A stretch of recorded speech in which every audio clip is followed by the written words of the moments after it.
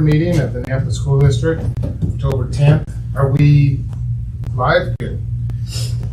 Did you get all that first part in there? No. All right, we call the order. There we go. We're good.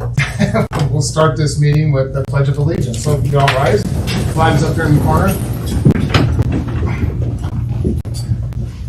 I pledge allegiance to the flag of the United States of America and to the republic for which it stands, one nation, under God, indivisible, with liberty and justice for all.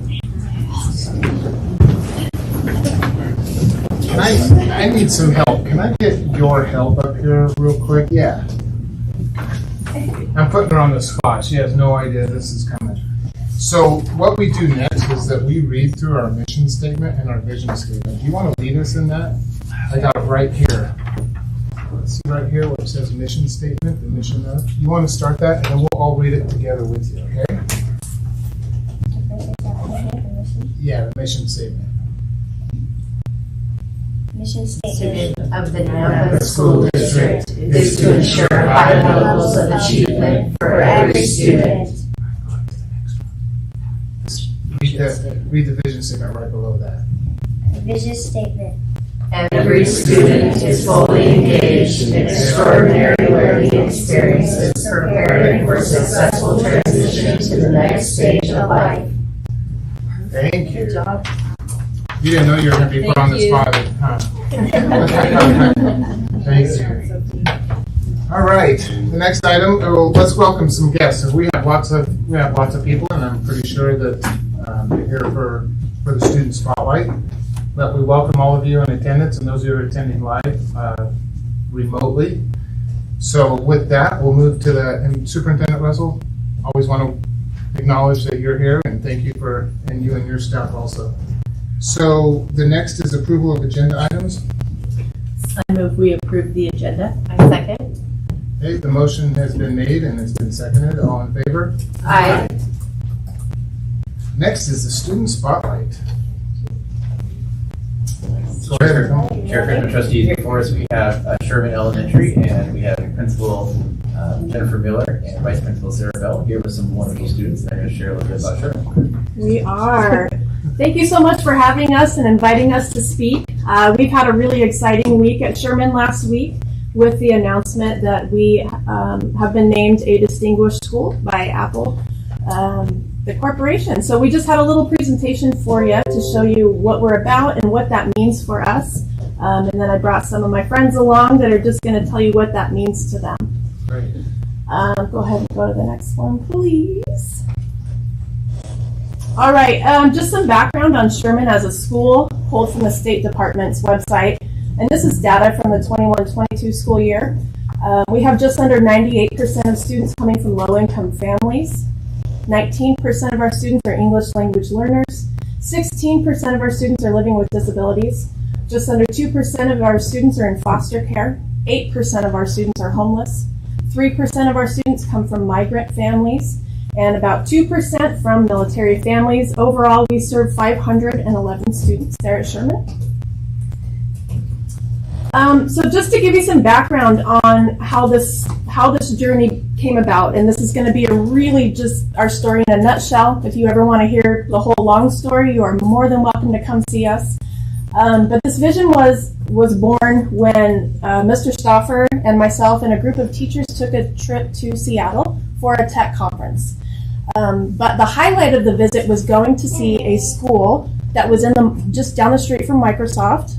So as you can imagine, it was just a beautiful facility, incredible technology inside. And at first glance, you walk in and you're thinking, I don't know how we're ever going to even come close to this.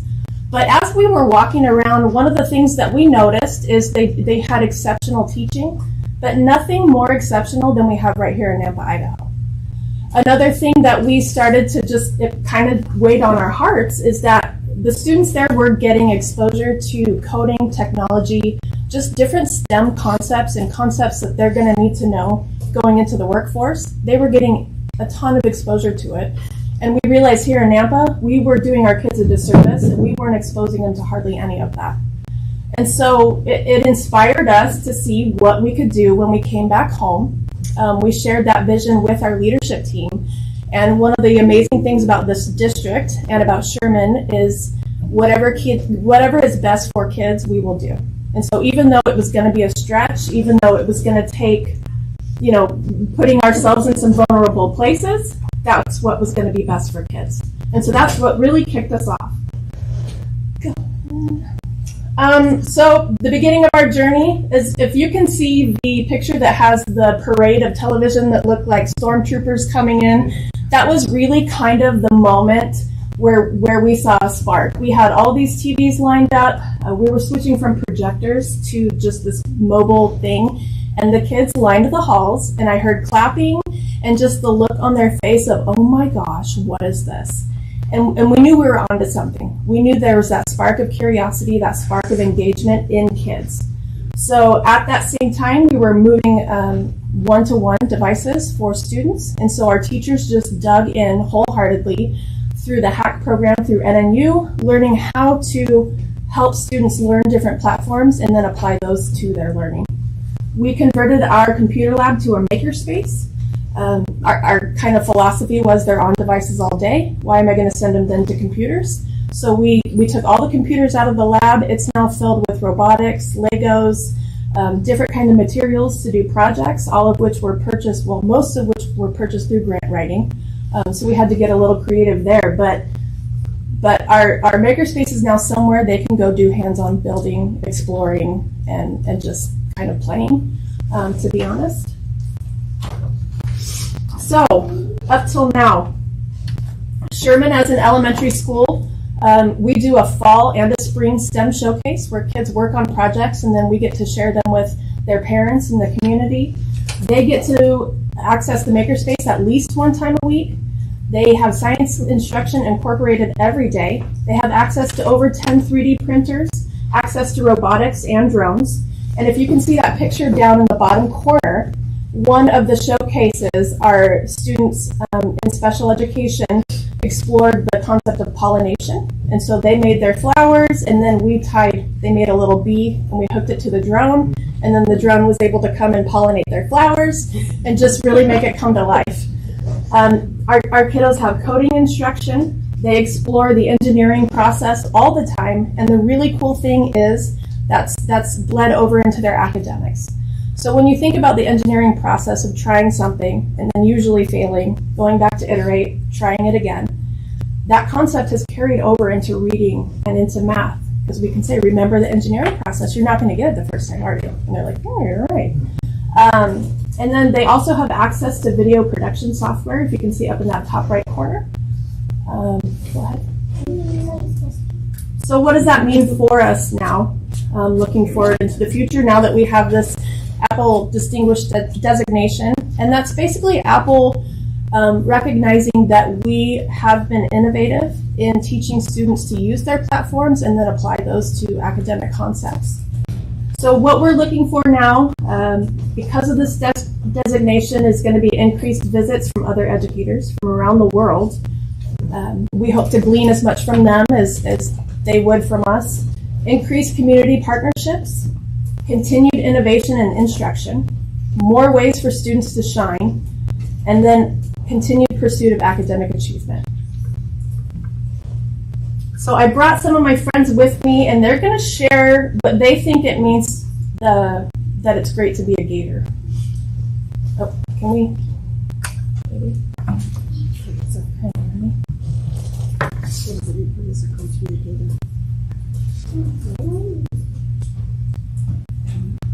You want me to start with him? Okay, you're on first. Okay. Oh, my name is Christopher Lewis. I am in second grade. It is great to be a Gator because I can play with the Legos and STEM and read and play with the 3D printer and stuff. And this helps me how to build and solve problems. My name is Liliana. I'm in 4th grade. And it's great to be a Gator because you can make stuff in school and you can do printing in your school, and you can make stuff in school with that so much. It's great to be here. Hello, my name is Sophia. I am in 5th grade, and it is great to be here because we get to do a lot more STEM activities than the other school does usually. You have one more thought? More thoughts. Like technology, robotics, engineering, math, biology, and math. Math STEM activities can actually get you in a smart, can actually help you with math. And that's why it's great to be a Gator.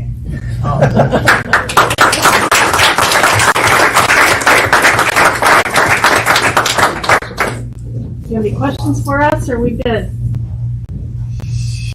All right, thank you guys. Thank you guys so much for sharing. To memorize. It's so good. I just That wanted- was like 3 books for math. Yeah. Yeah. We did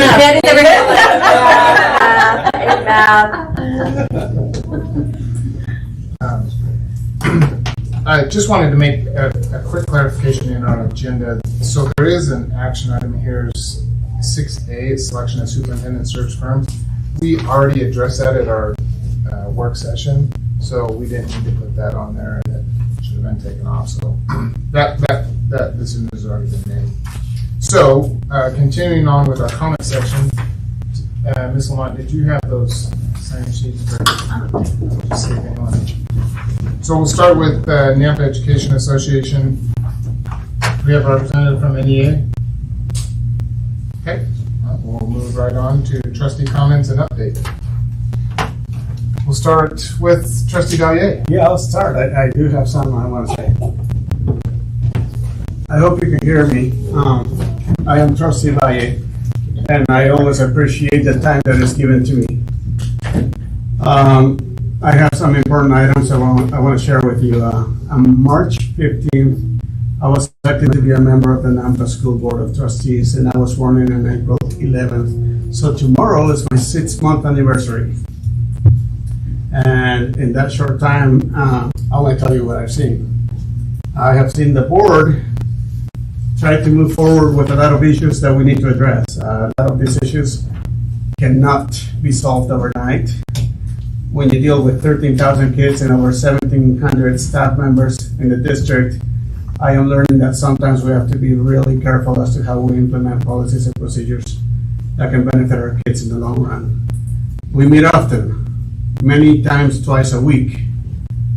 And I will say that we're going above and beyond the call of duty. And as a board, I am grateful to be serving with individuals who love our kids and are trying to create opportunities and a safe environment for our kids in our district as well.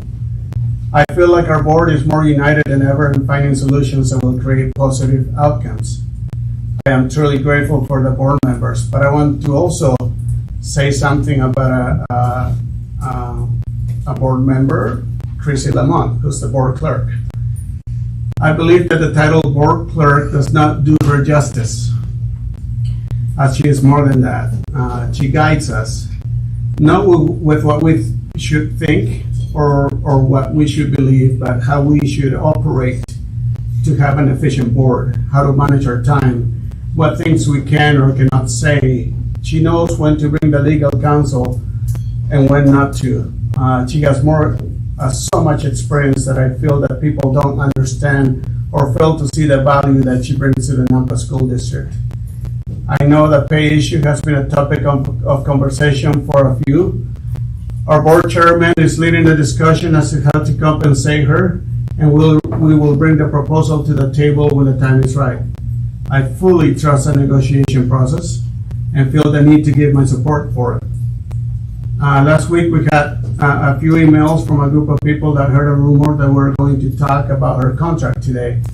There are people that don't want her to work for us, and there are people that feel that she needs to be paid less than a McDonald's employee. there are also a lot of people that support what she's doing for the district and the kids. And for that, let me just say that everyone is entitled for to their opinion. We have been talking about the board clerk position for longer than the 6 months that I've been here. People have known about the negotiation process that has been happening, and for 6 months, people have had the opportunity to come to our board meetings and speak their minds or send us emails. And you still have the opportunity to do so until we are ready to approve or not her contract. I know people care, but I also know that there's no need to have a hernia until the contract is presented to the public. In the end, I believe the board will listen and will act according to what I believe is the best thing for the board, the district, and the students. We are a united board.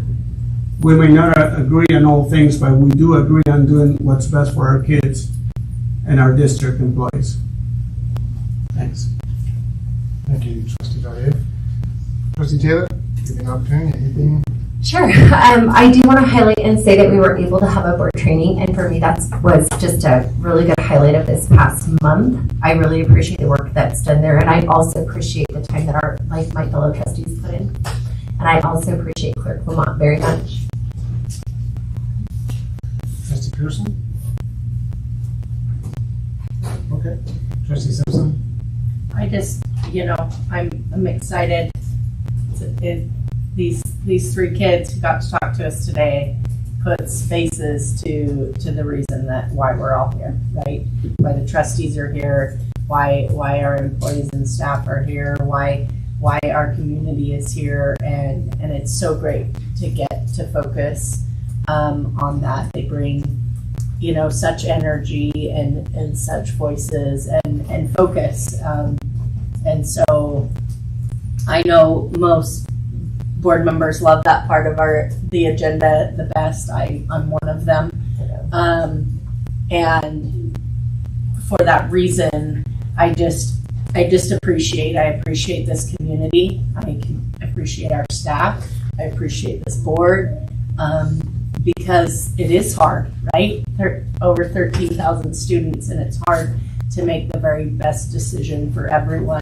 But I'm blessed and humbled to get to do this with each and every one of you, because it is a tough task, and I just appreciate the camaraderie and the conversation and the opinions that are brought in, because it is important to view things from all those different aspects. I mean, looking at Mr. Stoppenhagen here, and that's, I'm sure, his debaters, that's exactly what he wants them to do, is before they bring a good debate and a good decision forward, is to look at all those perspectives, and thankfully we have a community that wants to do that and wants to be a part of this. So thankful for everyone here in our community. Thank you. And just a couple of comments. I was able to spend, because it's a holiday today for me anyways, I was able to spend some time in some schools this morning. I went to Skyview High School and spent some time walking around the school and with Mr. Barber and his staff.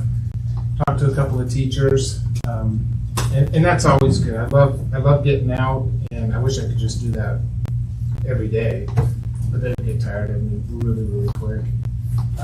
Went from there to West Middle School and was able to just take a few minutes and sit down in the, what do they call it, the innovation room, I think it is, at West, and had some teachers come in and sit down, and we just had a conversation. We talked about some of the things that was on their mind, and was able to have a really good conversation. And I appreciate that, because it gives me a different perspective of looking at some of the issues and concerns in this district, not just from the students, but from the teachers. And I think that's where we need to go all the time, to our teachers and to our staff, and really hear their concerns and issues, in addition to people in the community, parents. I mean, there's so many sides, if you will, to a school district. So I love it. I always feel like I'm intruding, but I'm assured all the time that I'm not, but I'll continue to feel that way anyways. But really appreciate that, to see some classrooms and how classes instruction is going. And so just very, very proud of our teachers and what they do. And sometimes and often very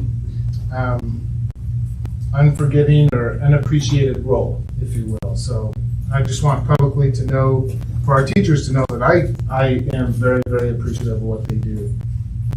So that being said, we'll go to our general public comments. And we've got a couple of people signed up for that.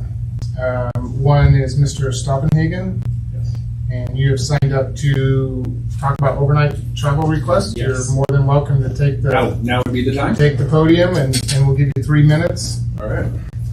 Asking a speech and debate coach to stay to 3 minutes is asking a lot. Good luck with that. It is difficult.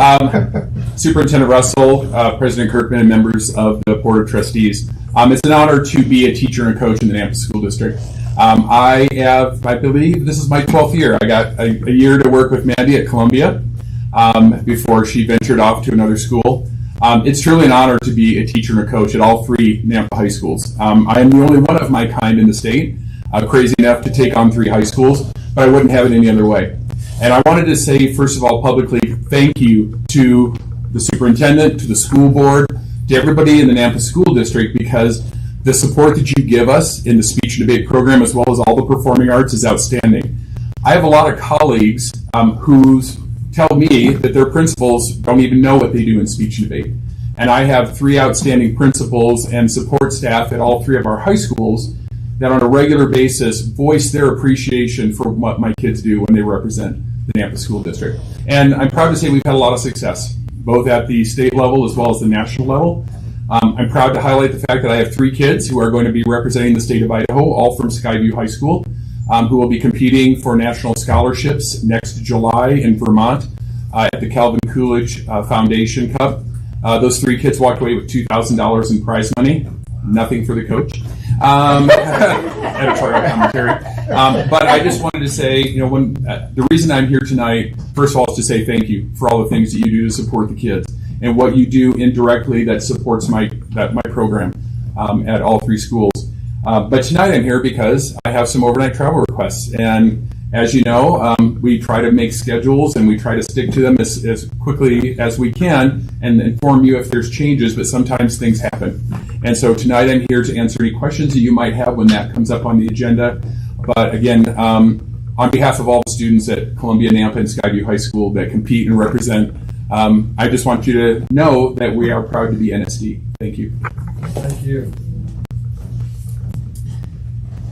J.C. Johnson.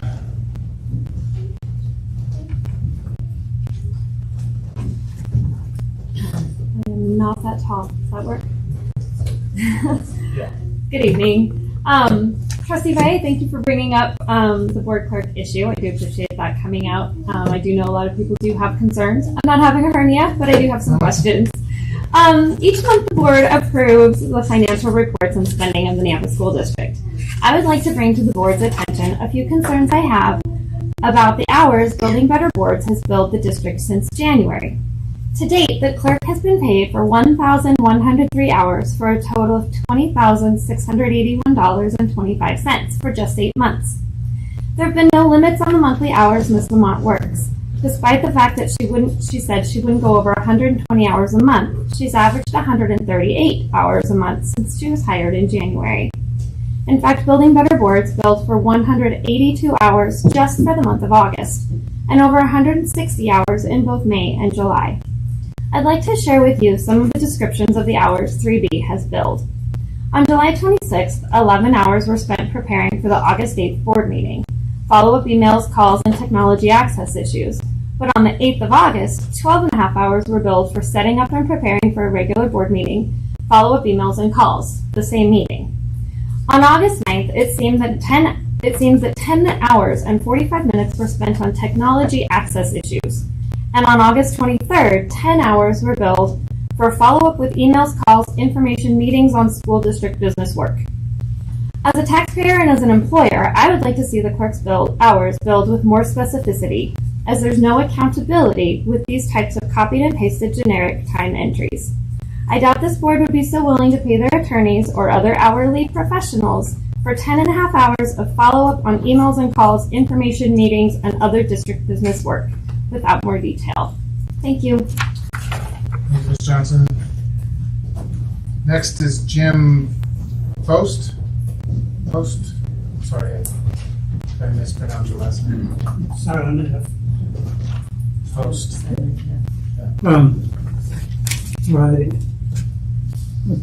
put it on my phone. I was trying to print it, but it doesn't always work. Technology is. Thank you for this time and appreciate your board and the things that you have to do, the things you face. I don't always like the levies and bonds, but that's neither here nor there. I have a topic I would like to bring forward, and I have it printed in here.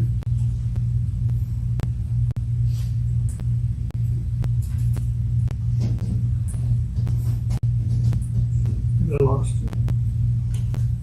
Anyway, as far as some of the previous subjects, talking about doing math, I do have a math degree. Talking about Chrissy, I know that sometimes people that get simple titles do more than simple things, and they do more than what is shown by a job description. I apologize for this time. I had it on the screen, but once it disappears, You had written down here school flashing lights. Yes. That are regulated. Is that Well, I have it printed, and it take about a minute to read, but I'm gonna try again.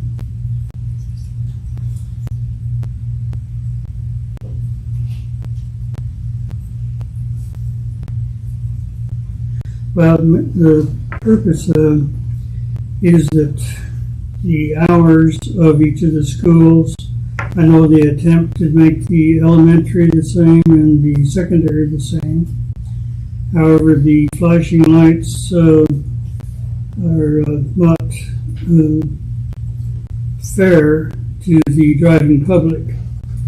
And what I have observed is that, or what I would suggest actually, is that the AM hours start, say, 15 minutes before the beginning bell and then turn off at the beginning bell, so that because the rule is that the kids are supposed to be inside the school building at the beginning bell, so that they are beginning their education day and not outside, subject to any and all things that do happen outside of the school building. And then at the closing time, and they do have different closing times, I would like to see the hours of each individual school posted somewhere, either on the reader board or outside, that people driving by can know the hours of that school, if they are different or all elementaries are the same, or all secondaries are the same. However, after school is through for the day, they're vastly different in how long they run the lights afterwards. I would suggest, and I would like to see happen, is that the flashing lights are begin at the closing bell, not 15 minutes beforehand, because the kids are actually still in school. There's no reason to start them before the end of school. Okay. And then only run like 20 minutes afterwards to account for, then secondary schools account for the ones that are driving and things like that. But because the school buses are gone 10 to 15 minutes after the closing bell, and then say 20 minutes total for the stragglers, even if there's extracurricular activities after school, they are a minority. There's maybe some scattered individuals, but they are, it's a drastic reduction of numbers of students on the grounds, and need to be fair to the drivers. Okay. Mr. Prosser, 3 minutes is up, but what I will say is I think the staff are taking some notes, and we would encourage them that they would reach out to you. They could reach out to you with some explanation of maybe that, what's going on with the lights or some. There is no excuse. Okay, well, they can reach out to you with some follow-up. Okay, thank you. Thank you. Okay, the next item on the agenda is the consent agenda. Any questions or comments about what's in the consent agenda, or I'll entertain a motion? I have one comment. Okay. Mr. Steppenhagen, I just want to thank you for being here. And I know that you're a phenomenal teacher, and I believe that we are super blessed, and not only do you inspire, which is why the program is so well, but I'm so sad that not all of my children took your class because you were so amazing. There's my plug. You're phenomenal at what you do. I appreciate it. Thank you. I do have something, Chairman. Okay. I just want to thank all the girls that wrote emails. I was totally impressed. I mean, how can we say no to that? Is this some of the Nampa High School dance team here? Yeah. That was interesting. We were getting those emails, which is the first time I had seen emails coming from members of the dance team. So I actually had to reach out to staff and go, "What's going on here? How come we're getting so many emails from the students?" But the explanation was they just want to be involved. They just want to make sure that you know, and so really, really do appreciate that. There were so many coming in, I couldn't respond to all of them. Except thank you, that kind of thing. So. Yeah, thank you. Yeah, but I just wanted to say thank you to it really means a lot when you get involved. That's the whole process. It's not just the teacher or the coach, it's you guys. And to me, that tells me that you care. So keep doing that, not only in the school setting, but also in life. Get involved. Don't expect somebody else to do the work for you.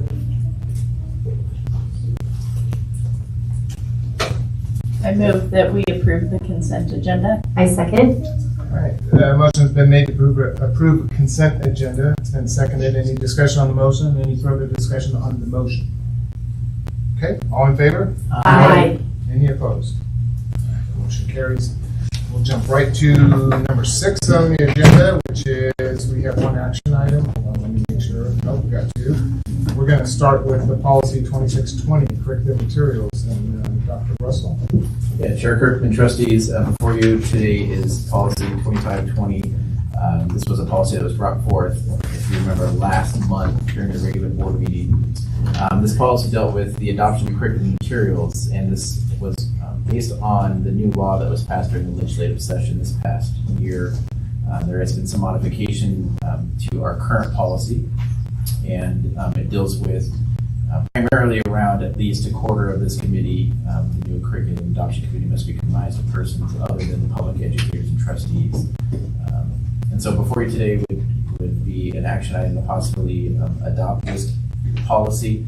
This would allow the curriculum department to begin starting some work. We do have a curriculum adoption around English language arts coming forward. Looking at Mr. Knott back there, and I think he was eager to try to get some work started on that. So I'm happy to open up to discussion and questions for the board. Are we 100% sure that the statute's not going to change again? Chair Kirkman, trustees, no, I am not. As of now, this would at least allow us to start the ELA. Pretty good. That was a tongue-in-cheek kind of a question too. So. Trustees, any discussion, any comments or questions?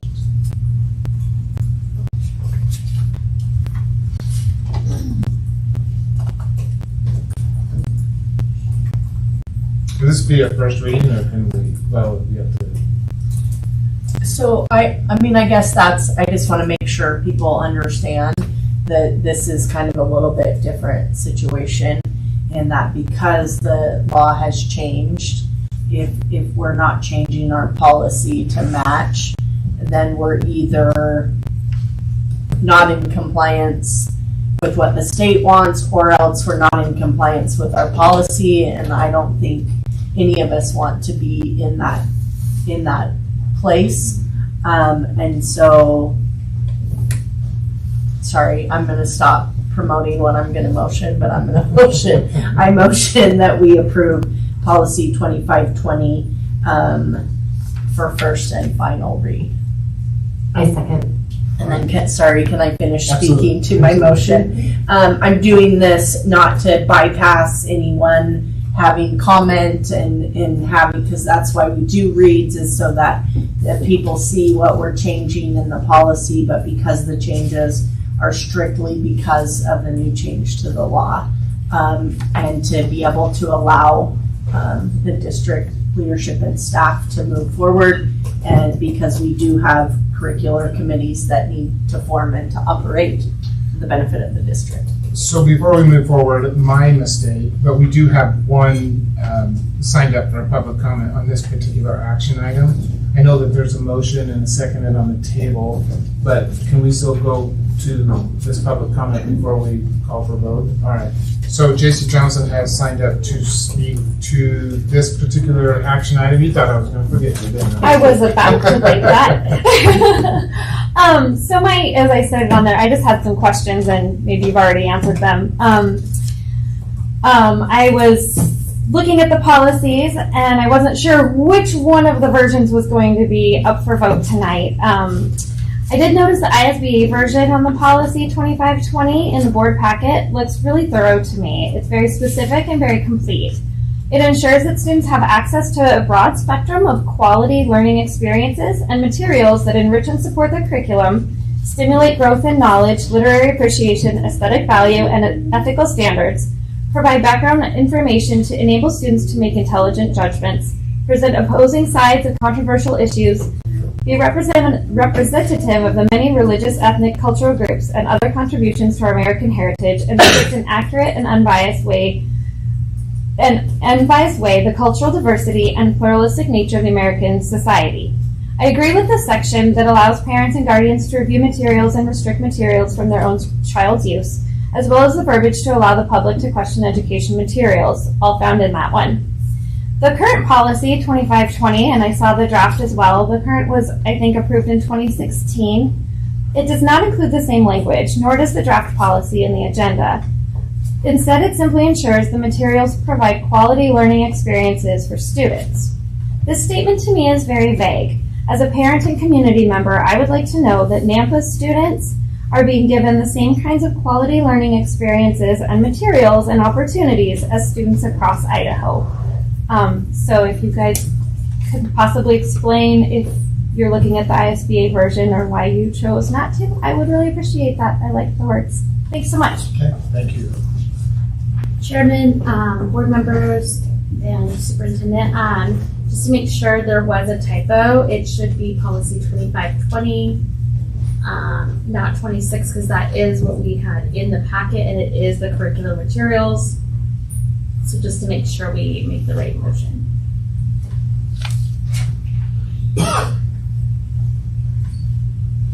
So the proposed policy is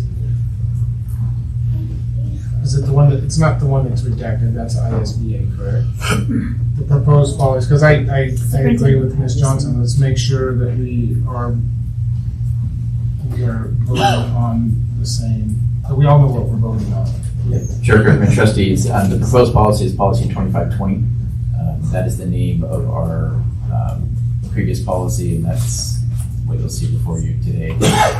Do you have access to this? Could you pull that up on the screen quick? Just so that we're all looking at the same thing.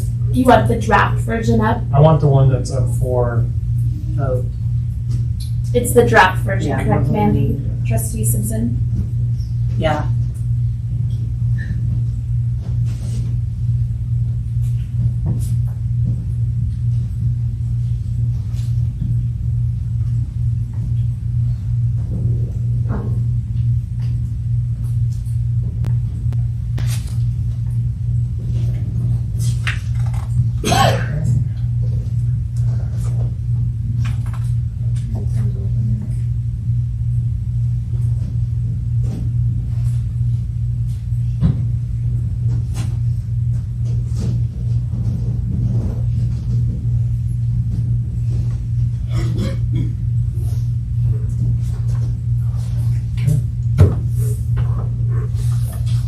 questions, comments?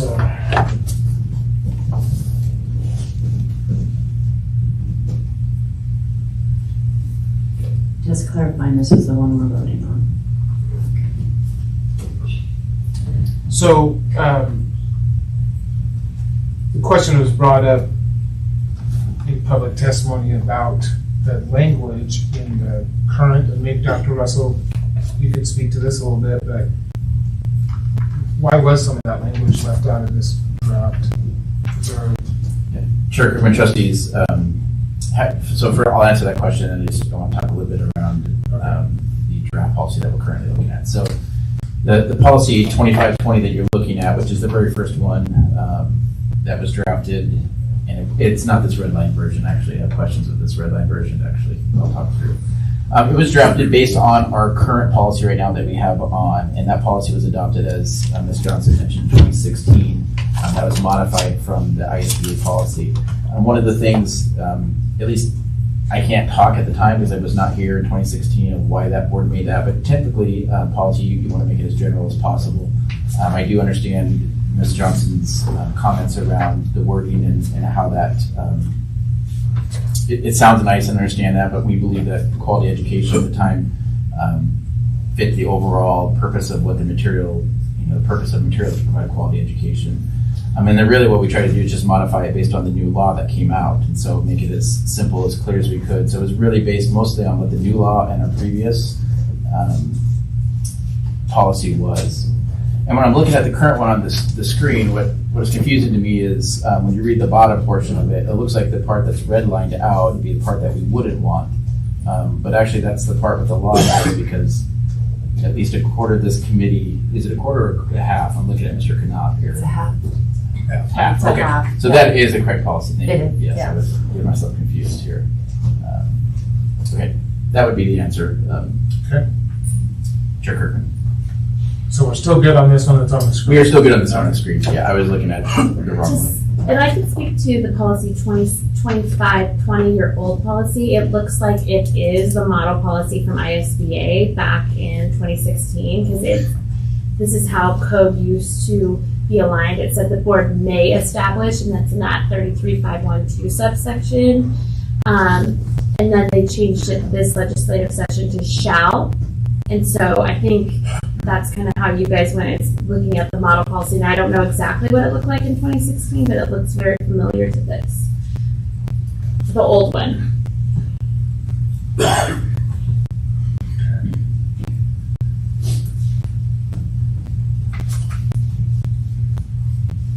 Okay, well, there's a motion and a second on the table. Any further discussion on that motion?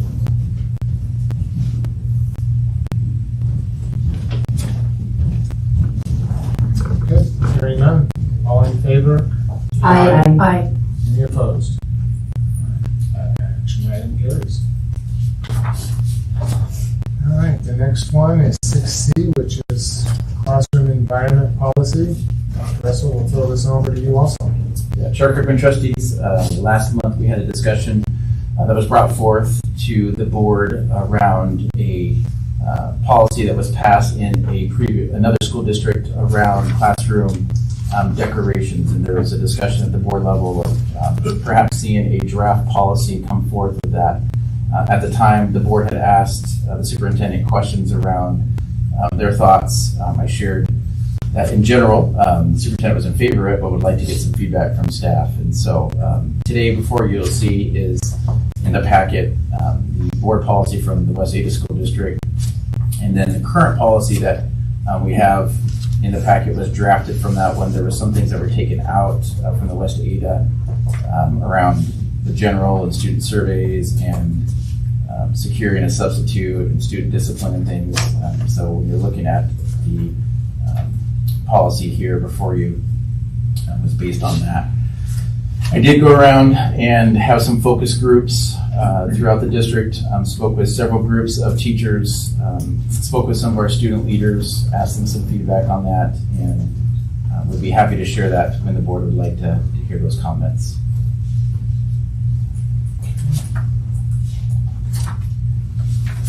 for the record, I know that we didn't have a representative from NEA here, but there are in the board packet, there's some comments from NEA there from some teachers, I think, that regarding this particular policy.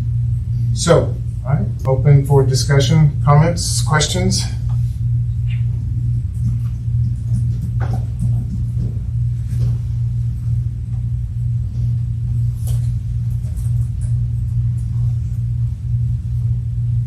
Trustee Valle, it looks like you want to say something. Well, I do, but I want to hear what everybody else has in mind first. Right. Well, you're more than welcome to start the conversation. I don't want to shoot from the hip, but no, I'm all for this. I think what we're having here is definitely better than what we had before. So I'm excited. I'm excited about it. Okay. We also have, again, public comment, and J.C. Johnson has, before we move to other trustees, J.C. Johnson has signed up to comment on this particular action item also. So we'll give Ms. Johnson another 3 minutes and come on up. And It's 9 minutes. Hey, tonight's meeting was super interesting. I would like to comment that while we all, of course, want students to feel comfortable in their classrooms and have an appropriately neutral learning environment, I do believe that our kids need safe exposure to some level of controversy. Trustee Valle has repeatedly said he doesn't think anything controversial should be in schools. How does that prepare our kids for going out into the world, which, as you know, is full of controversy? Kids need a safe place to learn to express their ideas with civility, to learn about the differences of opinions and beliefs among their peers. This exposure to different ideas gives them a chance to learn from others, but also to question and understand and even solidify their own thoughts and beliefs. If we protect and shield our children too much, how will they know what to do when they're out in a situation that challenges their beliefs in the real world? Additionally, the way a classroom is set up, decorated, and used can help children and students to feel comfortable in their learning environment. Please trust the professionalism of our teachers in making appropriate decisions in setting up the learning environment for their classrooms. Our individualism is what makes us as people unique and interesting. Please allow our children to experience the many unique and interesting facets of humanity, even if it might be somewhat controversial to some. Learning to tolerate and even celebrate our differences and to discuss them with respect and care might be one of the most valuable things our students can learn. Thanks. Thank you. You asked me to come. Yeah, you're more than No, welcome. and I truly appreciate what JC is saying. I believe there's a lot of different types of thoughts when it comes to what our kids should learn and what they shouldn't. And I believe in our city of Nampa, which I believe is a conservative city, we need to stick to learning math, learning English, learning different subjects without having to worry about what's going on in the world. Let the parent teach what's going on in the world. I think there's plenty of that everywhere. I think, we are not there to, the district is not there to impose moral values on your kids as to believe. We're there to teach the specific things that are going to make them successful. And parents need to take the responsibility to teach them the other things that to them matters, whatever it is that matters to you. And that's just what I think. I am glad that the superintendent, who's a doctor and has a lot of experience in this, kind of agrees with this proposal. So to me, it tells me that there's a lot of people out there with high knowledge of what is best for our kids that agree with this. I am thankful for the ability that we have to be able to teach kids things that are important. But believe me, knowing how to, I think we need to focus on what matters. Improving our grades. This is a premier. We're trying to make this a premier school district. not premiere by saying what flag you can wave or what you need to believe in, but premiere with regards to knowledge, with regards to math and English and science, and all those things that are going to make our kids successful in life. Everything else will happen. And I'm not worried about all the other teachings, because parents will teach them what they will, and they need to do that. That's their job. We will instruct them with the things that are valuable for their success in life. And that's what kids want. That's what we want for our kids. That's what I believe. So, Trustee Pearson. I would just agree that this policy, I think, stands with the community in Napa. So I think it's a united policy that keeps division out of the classroom and focuses more on education and, that we're all equal and working together to be successful. Dr. Russell, what were the things that you guys found that you wanted to strip from the policy, and was that based on the focus groups? Yeah, no, so Chair Kirkman, Trustee Taylor, thank you for the question. The policy in general, the West Ada, is kind of all over the place, honestly. I mean, there's a general section, there's a Idaho dignity and non-discrimination section, there's a student survey section, there's a student discipline section, there's a score and a substitute section. And so all of that really didn't make too much sense. And so we tried to strike those things, take those things out, and just focus on the part around the classroom environment.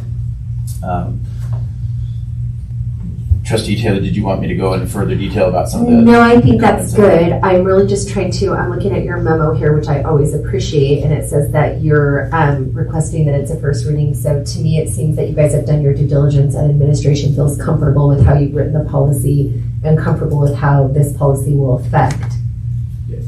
Sure, Kirkman and Trustee Taylor. Yes, first read for sure. During the focus groups, there was quite a bit of communication with the teachers around possible vagueness of it. I think there would be some wordsmithing that may go through that we could possibly bring as a second draft to that of working through it. But as you're aware, you could wordsmith to death. But that's totally sufficient. I think there might be a few things that we may want to work out. Mr. Yarborough and I talking with some teachers about some of the comments that they had around it. And I'd like to be able to share that at some point if we could with the board. Great. Trustee Simpson? I just want to always unintended consequences of anything we do, right? And so I'm just trying to think and read out what are unintended consequences. And to be honest, I would have been doing the same thing about policy 2520, but that decision's been taken out of our hands on that particular thing. Because I do believe policy 2520 is going to create a lot of unintended consequences where our educators are not going to be able to utilize things that they've had in their toolkit for a long time to teach things because it hasn't been approved. So, I mean, that's side note on that piece, but moving forward, I don't have a policy or a problem accepting this for a first read, but I do want to think about the unintended consequences, and part of our duty as a board is to make sure all the morals of all students are protected.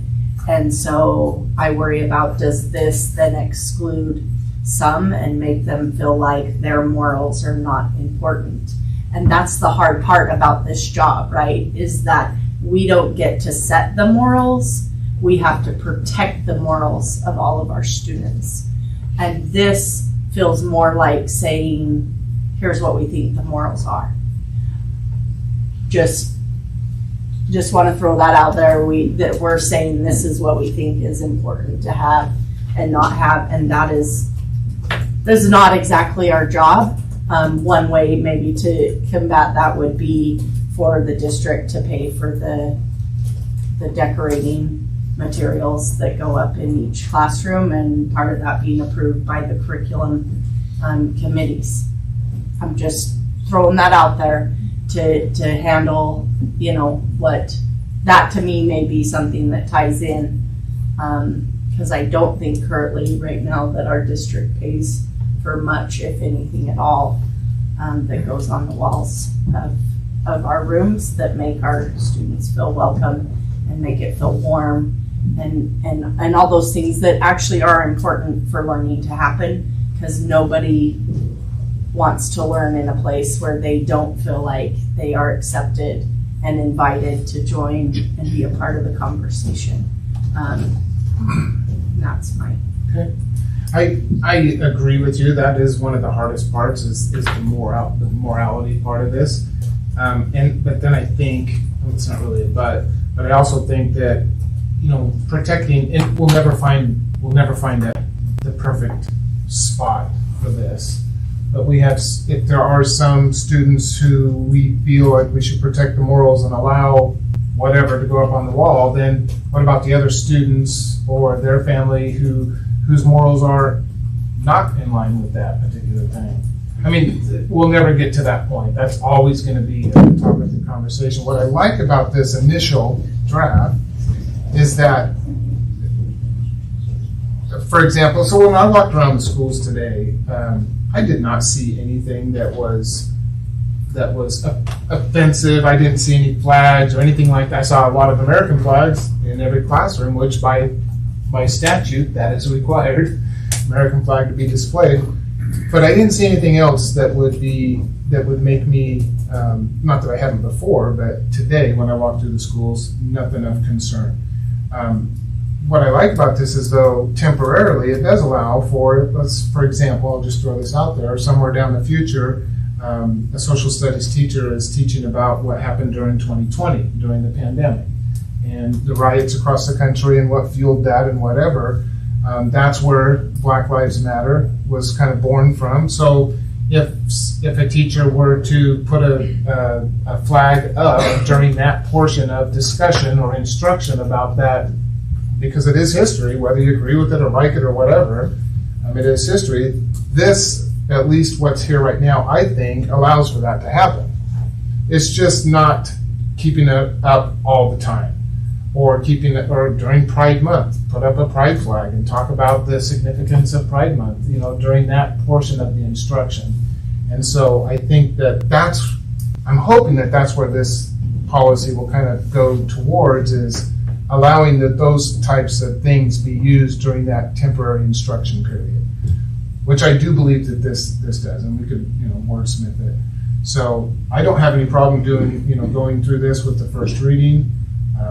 That conversation about protecting the morals is always going to be there, and I don't think we'll ever come to an agreement on that.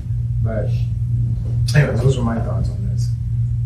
Chair Kirkman, trustees, could I share the feedback from Absolutely. Some of the focus groups that we had with them? So I'll start with just general themes. And so what we did is myself and Mr. Yarborough sat down with teachers.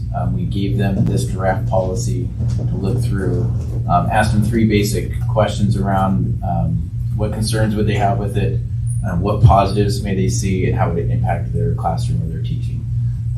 And then from that, got a bunch of information and just kind of then themed them. So in general, it was kind of split. I would say most teachers were concerned with it than others, but some said, shouldn't we be doing this anyways? This stuff is needed because our job is just to teach and get the curriculum and help kids learn. That was some of the comments that came through. Could we see if there's something came up in this policy? They could see that this could be helpful if there was something that ever would came up, that you have the policy behind it. That we should focus on our curriculum and learning. That should be the purpose of where we come every day. Some of the concerns that came around was, will this create a sterile environment? And I think that goes back to something that we heard from the comment from our patron here, is there is individuality that teachers like to express in their classrooms, and to have that. A good example of that, when I was a principal, one of my teachers was from Pittsburgh, and she put up the terrible towel from the Steelers. I am not a Steelers fan, but that meant a lot to her, and as a sports fan, it offended me. But right. She just loved Pittsburgh. She actually went back to Pittsburgh and but it was just those kind of things came up, like, will we lose that? That's important to teachers. Some teachers were very concerned, is now, are we invading the classroom space? And this come back with some concerns around the books and the grading, and will this force some teachers to leave our district? I guess that was kind of the theme that came through. Again, that professionalism that came up, do we allow our teachers to be professionals? Do we trust them to be professionals? Will this lead to more, lack of a better term, kind of intrusion into the classroom? Will this policy lead to that? And others came, is this something we want to focus on? Because there hasn't been anything that has came up in the district. So why now, I guess, is kind of the question that came up. Well, I'm sorry. To that point, there actually has been, and just from a personal perspective, like I said, when I went through the school today, I didn't see anything that was of concern to me. But I have been to a school where I did see a flag that was posted that was very controversial. So it has been there, and so I, at least in my experience, I have seen it. I'm sorry to interrupt, Dr. Wilson. No, Chair Kirkman. Just some of the comments that came in our staff. With the students, so I got to sit down and chat with some of our student leaders, ask them the same kind of questions. What were their thoughts around something like that? They had questions like, why is this needed? What is considered controversial? Can anything be controversial? They said that they see a lot of things on TV and social media. They asked, why not let us deal with this and teach us how to deal with this? And then I asked them the question, because I asked them, well, what if it's a parent's responsibility to teach you these things and not the school's responsibility? And they are awesome students, they really are. And that kind of got them to pause a little bit, but then they came to the thoughts of classmates who maybe don't have parents that would provide them that kind of instruction or give them that kind of support.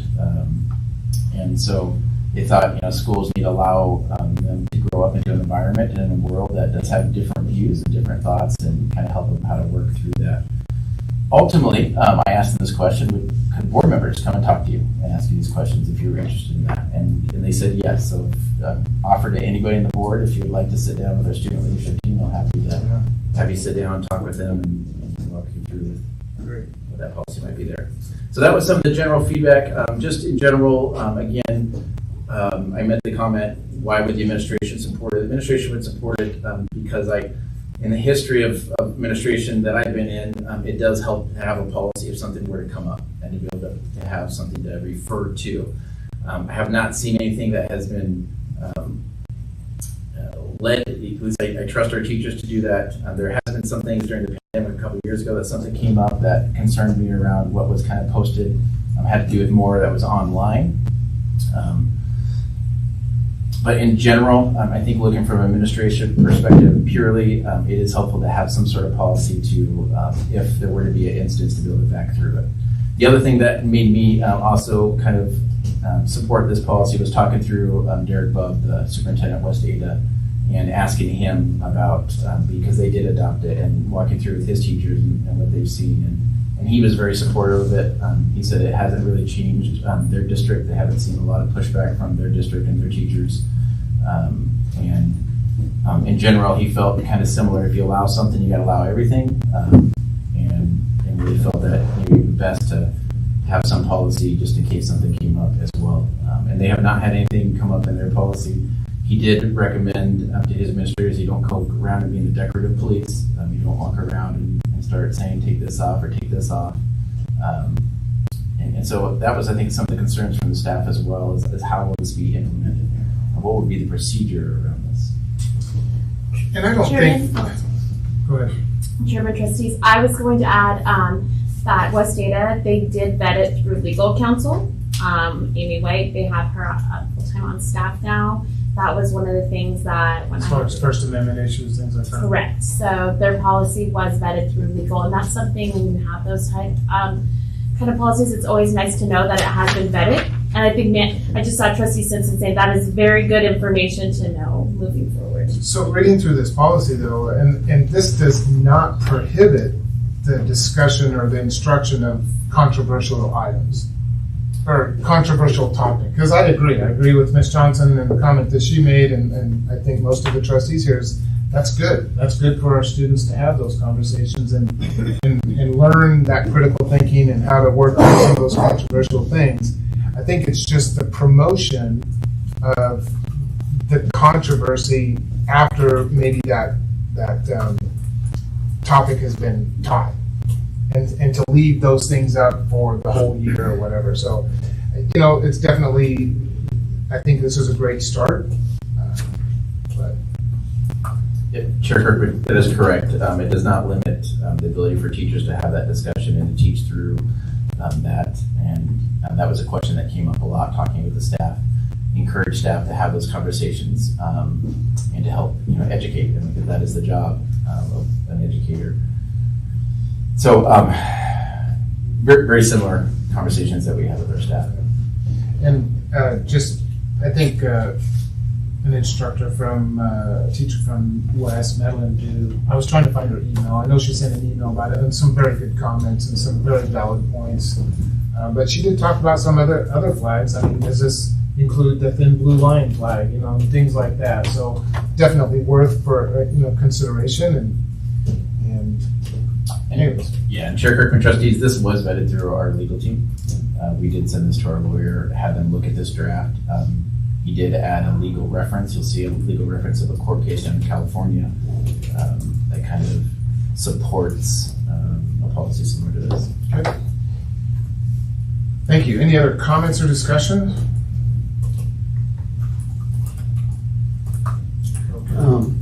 I do. Sure. I guess a couple of things that were said. I know the comment was made that probably by teachers or students. I can't remember why are we doing this when nothing's happened. I like to see us become proactive instead of reactive. It's just a matter of us getting to that point. And this is one of those things. Also, I don't think we're. And Justin Mandy, I can't remember exactly what you said about us and the morals. But what my point is that I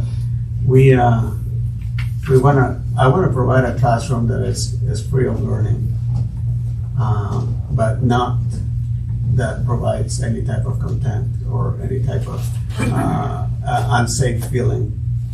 And nowadays there's so many things going on in the world that provides that feeling of being unsafe. And there's so many things that people see on TV. Just because you see it on TV and at home you swear and you do all these things doesn't mean you have to do it at school. At school, we got to provide that safety, even if it means being neutral.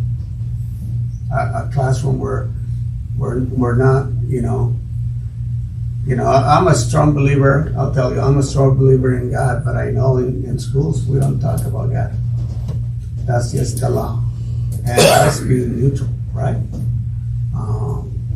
So I think with that and other things around that create some type of a negative environment. And the students are not going to tell you a lot of times what those are, because they'll just keep their mouth shut and sit in the corner and they'll like, why is that here? And they'll just go to their parents and say, they showed this stuff. I know my daughter would always tell me, well, I don't know why they showed that movie in class. It had all these scenes and I felt very uncomfortable. I had to walk out. It's crazy, but kids do feel uncomfortable at times. And I want to be able to prevent that as much as possible so that we can focus on what matters. And to me, what matters is high GPAs and kids that graduate. That's what matters. Kids that feel safe at school. That's what matters. Trustee Taylor? Yeah, Dr. Russell, one more question. I'm so sorry. We should expect to see this in about 30 days back after first read if the first read is approved, correct? Isn't that the timeline? Yeah, Chair Kirkman, Trustee Taylor, we would see it in a month. If the board had any comments or changes that they would like to see, they could do that now, or they could send that to the administration likely would send this out again because there was some questions around wording with some of the staff, and would like to sit down with staff again and maybe have a conversation with them around some of the. There was some discussion around does this affect clubs, or maybe make that more prominent about how this would or would not impact clubs, and just maybe clarify that a little bit more. That was one of the comments that they had. And Dr. Russell, is there anything else that you think is important for consideration? Chair Kirkman, Trustee Taylor, not at this point. I understand and really see the concerns of our staff. I trust our staff immensely, and I know some of the concerns where it came from, and I am supportive of this because I believe that if there were to be something, it's important to have policy when it comes to making decisions on that. And I know that may not always be popular, but it's in administration, it's sometimes needed. And this would provide. Thank you, Dr. Russell. Then if that policy were structured to the point where it still provides those teachers the wiggle room to teach. And that's, I think, that sweet spot that we're looking for. Yeah, Chair Kirkman, I would not support anything if I thought it was going to impact, the ability to teach or instruction. There is some concern around some of our vulnerable populations, and does this hurt them in any way? And that was some of the other things that came out from our staff. So I think we'd continue to work with our staff and just give administration more time to work with our staff to see if there's things that we can do around procedure-wise or something that would, continue to allow and support that education that's happening in the classrooms. Okay. Any other comments, discussion? All right. I will entertain a motion. I move that we approve the first read of Board Policy 2525. I second that motion. All right, motion's been made, it's been seconded. Any discussion on that motion? No, I believe that we need to take, Chairman. Oh, go ahead. I believe that we need to take the time to make sure the words are correct. There's some words in here that when I read it, I think they need to be defined more. I do agree that teachers need to stay in their subjects, and if the subject becomes something that they need to talk about that's controversial, it is what it is, right? But we got to make it clear that stick to what you teach, right? Instead of it doesn't make sense for a math teacher to be talking about controversial religions if it has nothing to do with math and displaying things that don't matter to that specific class environment that needs to be. No, I'm good. This is better than what we had before, which was nothing. Okay. Any other discussion on the motion? All right. All in favor? Aye. Any opposed? All right, that passes. Next item is number 7, and I am thinking we're shifting gears here to information items and reports. Dr. Russell, I'll just let you take it from here. Yeah, Chair Kirkman, Trustees, before you tonight is an informational item around our facilities and update that. Mr. Stauffer and I will be kind of going through this presentation. I'll ask Mr. Stauffer if he'd come on up, and we'll bring that up for you.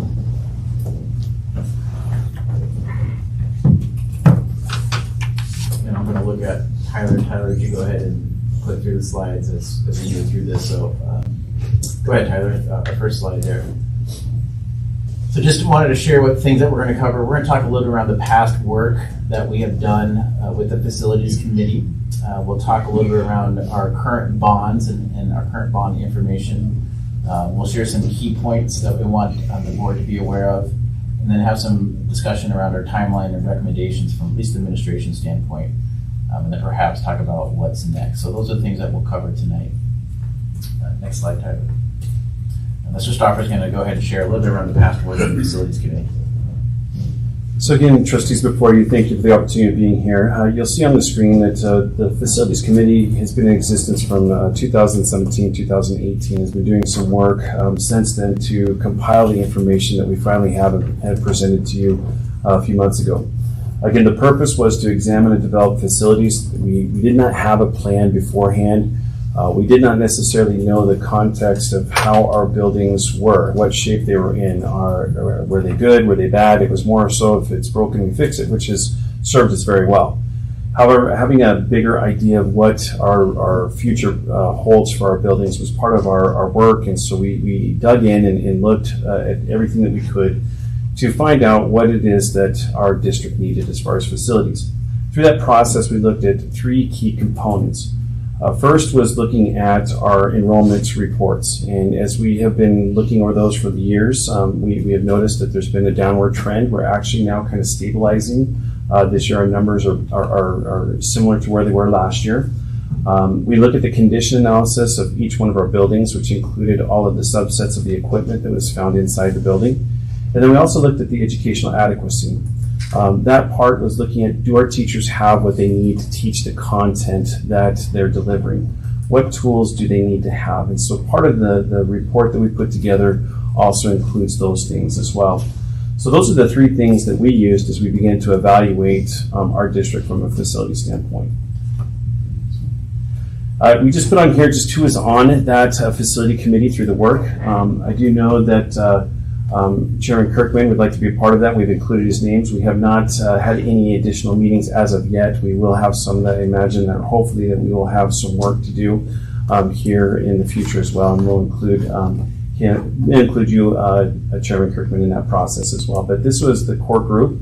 Obviously, some of the titles have changed a little bit from the inception. Previous to me, we had Peter Jers, who is leading that committee. I was serving as a principal at the time and served in that capacity in that role. Apart from that, you can notice a good balance of administrators and public representative.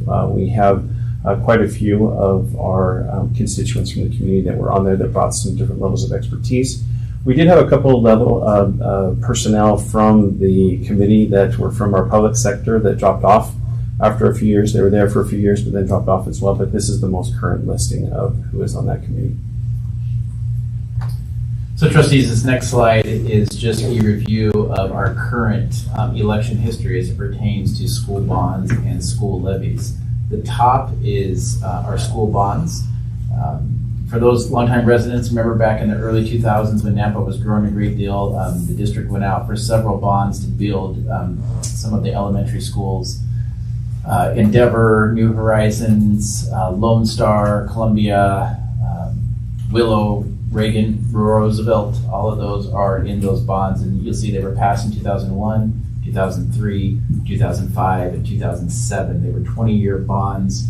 The districts had a good success rate, 77, 70%, all of those you can see there. The little gap, and then you'll see below that is the district's levies as it's done through over the years. Remember supplemental levies, well, they mentioned supplemental, they really are very vital to the operation of the district.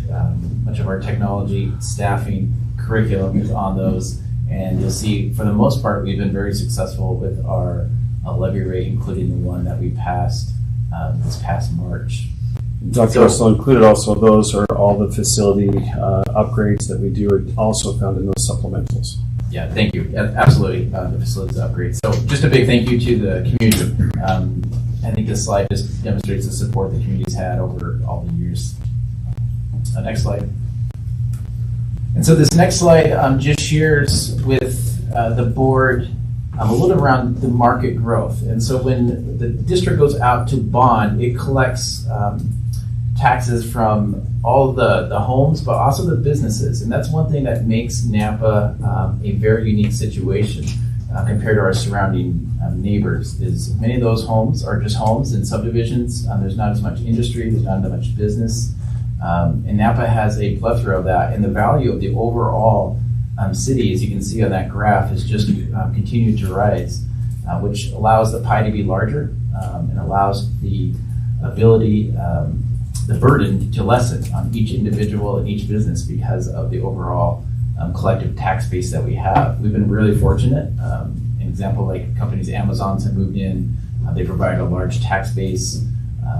And so we're very fortunate to see that. You'll see how the overall, how much the tax base has increased here in the city from 2019 to the 2023 preliminary projection. those 4 years, it's more than doubled. So we believe that we'll see some continued growth. I don't know if we'll see it to that degree. I was talking with Mr. Dewey earlier, and he suspects to see maybe us flatline or level, maybe drop a little, because that's pretty remarkable growth that we're seeing there.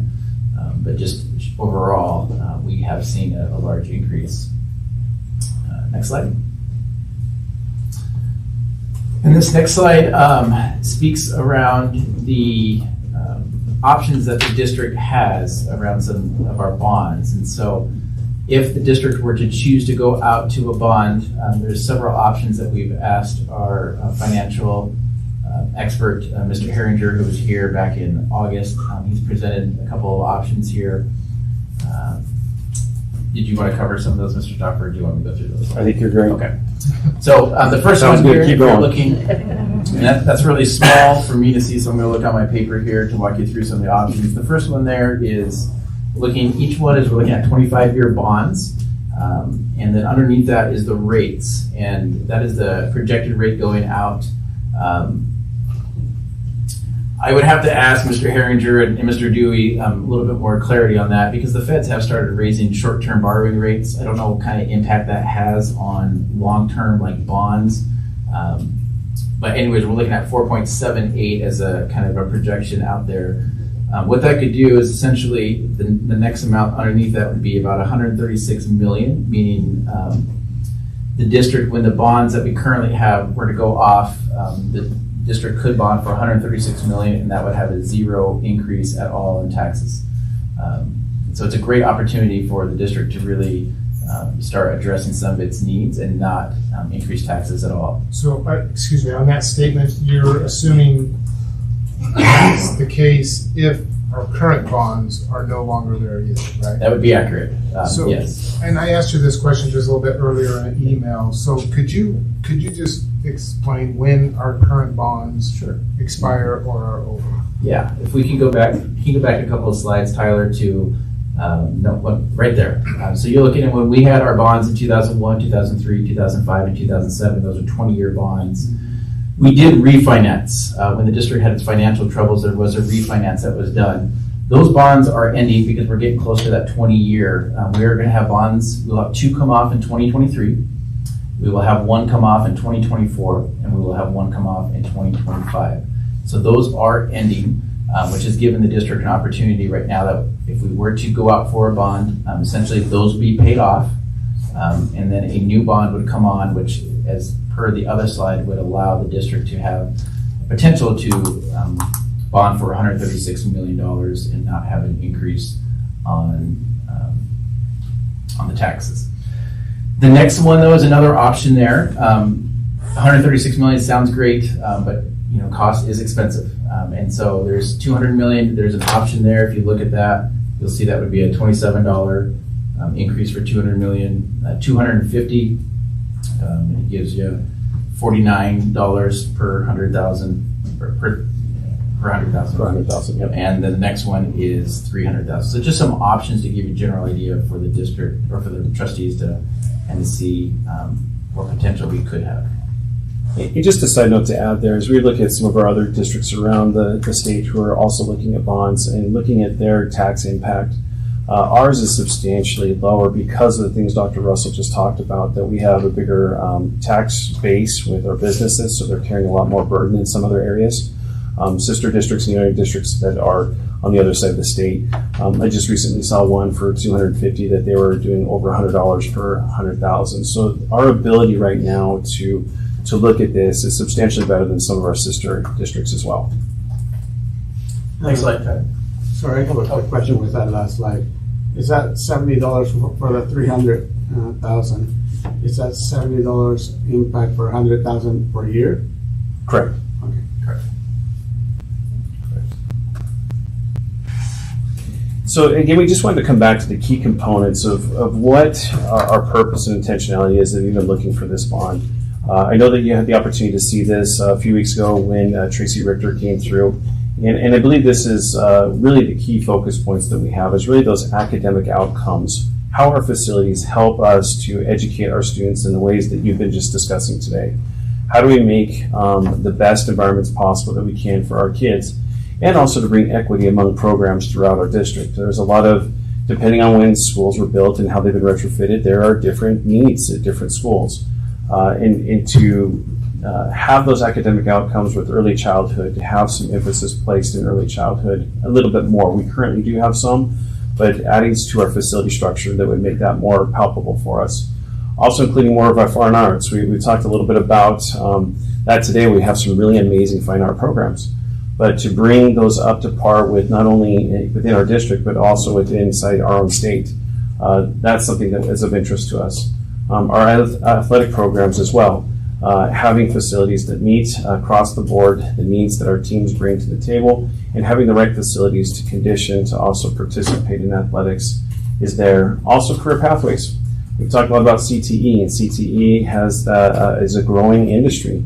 You heard about STEM today. STEM really is an arm to the CTE program. In having the opportunity for kids to look at education and be focused in different ways and have different experiences is a top priority for us. Another one that's not on here, but we did mention as well, is that equity for our special ed programs. Ensuring that they have the right things, again, due to facilities, since that's what we're really talking about, is that they have adequate facilities for their needs. That's something that will be brought out inside of our facility plans.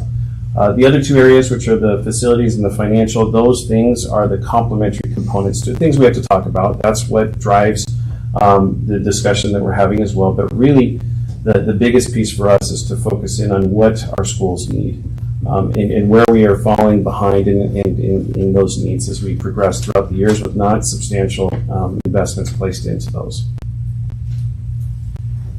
Questions on this slide? No, but can I just make a quick comment? One thing that I really was able to see today when I was at Skyview is they have, and I'm not going to say the right thing. They called it the medically fragile. Yeah. Which I think they use a different term now, which I think is a more appropriate term. But anyways, when I went in there and I saw what those teachers were doing with those students, I mean, it's incredible. I mean, it always touches a soft spot in my heart. But as I'm thinking about facilities, right to that point, they're doing a great job with what they have, but it's not the facility that is needed for that population. And so as we think about these facility plans and whatever the future might hold, the ability to really build a facility or have a facility that really addresses those particular needs, I think we're in a great position to do that.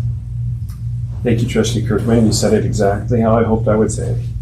If I could say something to the Chairman. Yes, please. I've been in the state for close to 50 years.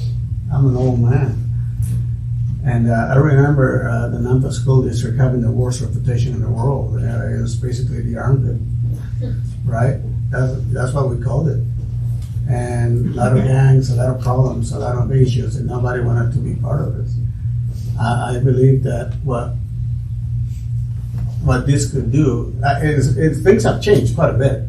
I mean, this district is coming to a point where we, with the right changes and with the right things that we're putting in place, and we got, good staff and a good working trustee board. I believe that we can make this like a chairman put it at one point, a premier school district. And having good functioning schools is a big part of that. Confidence doesn't build when your kids go into schools that need a lot of repair. That doesn't build confidence in the students. Actually, they will probably feel like, well, this is where I belong. I guess because this is me.